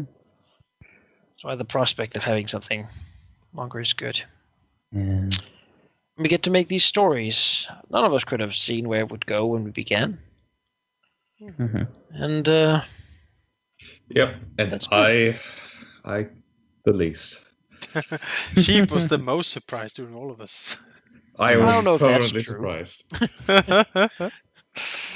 I did feel a little bad at the beginning when none of us were tracking. Like, oh, you made all this, and then we I just brought like, it nah. back for you, sheep. But I was like, but I have stuff with the story of the world, so I'd played a dragon before, like- and dragons couldn't be spellcasters really, so you know. But yeah, that's it. That's sort of the end of 13th Age. Yeah. For this time. The Lost Isle. The Lost Isle, yeah. Mm. It's, That was found again. that was me naming it, I remember, because I was like, Sheep, what am I gonna call the campaign? And Sheep is like Sheep has done before. It's like, I'm not gonna tell you because that's a spoiler. And I'm like, what? So what I would just be the name Sheep? Now that we I just refuse to give campaigns names because I don't know either. the coming of the reign of chaos, maybe. Reign of Chaos. The Rise of the Dread. Yeah. The Frozen Rise of the Throne. Dread, The Burning yeah. Crusade. Wait, I think we had this. Yeah. I think the Lost Isle has turned out to be a pretty good name. Mhm. Although, of course, it's We shall- maybe a bit odd since you played people from the Lost Isle, Like so it was playing never like lost to an begin with. Aztec game and then call the game The New World. Yeah. You're like, oh, I Yeah. guess Yeah. that's a outsider's perspective. I mean, I will tell you that it was started as a pun on Jurassic Park. Because it was the second campaign with dragons that Sheep DM'd, and so I was like, well, it's dragons, they're sort of dinosaurs, it's fuck. It's the second one. It's not telling me it's the Lost World. So, yeah. So Return of the Tananim. the Or Tan the Return of I think it Tiamat. was a good name. Tiamat Apsu returns. Strikes Back. 13th Age. Well, Wrath of the Lich King. on that beautiful note, I'm gonna go to bed because I'm fucking exhausted. Well, So- so thank you Thank everyone you. for watching. Yeah. And thank you, For this Sheep, whole thing. for all your hard work. And Now let the speculation as for the next thing begin. Man, I can't deal with 3 campaigns in one go. As well as a Europa campaign. I can't deal with this. I love it. It actually turns out right now, I was actually when this campaign was ended, basically I said to all of my other groups and stuff that even though they know I got an extra time slot freeing up, I'm not going to be doing any more games. Well, the fact you say you have all the extra groups, I was like, oh. Yeah, in addition to this, I DM tutorial groups and various other things. Well, before when you first started university, you worked yourself into the ground playing D&D Well, yeah. and Yeah. going The to thing- uni. It's not a case of any more I know I could play more games. I certainly have been able to manage it in the past, but I've actually been doing more and more side courses for my university, such as I'm now a trained first aider, Yeah, the thing okay. is, and for I me, want more time. And I want more time to do that kind of stuff now. So for me, two sessions a week, two RPG sessions a week is what I can manage. Yeah. I've done more in the past, but that has just burned me out. So 2 a I've week gotta is what I can do. Like more. It's kind I- of like Yeah. eating good food. I want all of it, but I know that if I do, I'll have a tummy ache later. Yeah, you can't have it too quick. Or too much too soon, yeah. Mhm. It's like sort of licorice. You can't have I all also of don't it. want to have a side campaign that I don't care as much about. Yeah, No. no. 2 big ones I at want once. to apply I'm fine. myself to things. That said, currently we still have one thing being bi-weekly, meaning that there's room for another bi-weekly thing, It is. for me at least. It is. It's There's a bi-weekly slot opening, and who knows what we're gonna put in Yeah. there, if anything, and when. I put a lot of things in there. There's a lot of options, certainly. Yeah. And we'll mull it over in the coming weeks, and we'll see what comes up, if any. Yeah, might not be anything. Might not be anything, might be something. We don't know. We shall post it to the water cooler. Yes, exactly. But for now, Looking for people to do the regular programming of Starfighter Out of the Abyss will continue. I'll have the best tomorrow. Oh my god. Yep. I'm gonna do so much. It's gonna be great. But for now, that's it for the 13th Age. Thanks everyone, and Yeah. we will Thanks. we will see you guys in the next campaign. Thanks everybody. Bye. Bye. bye.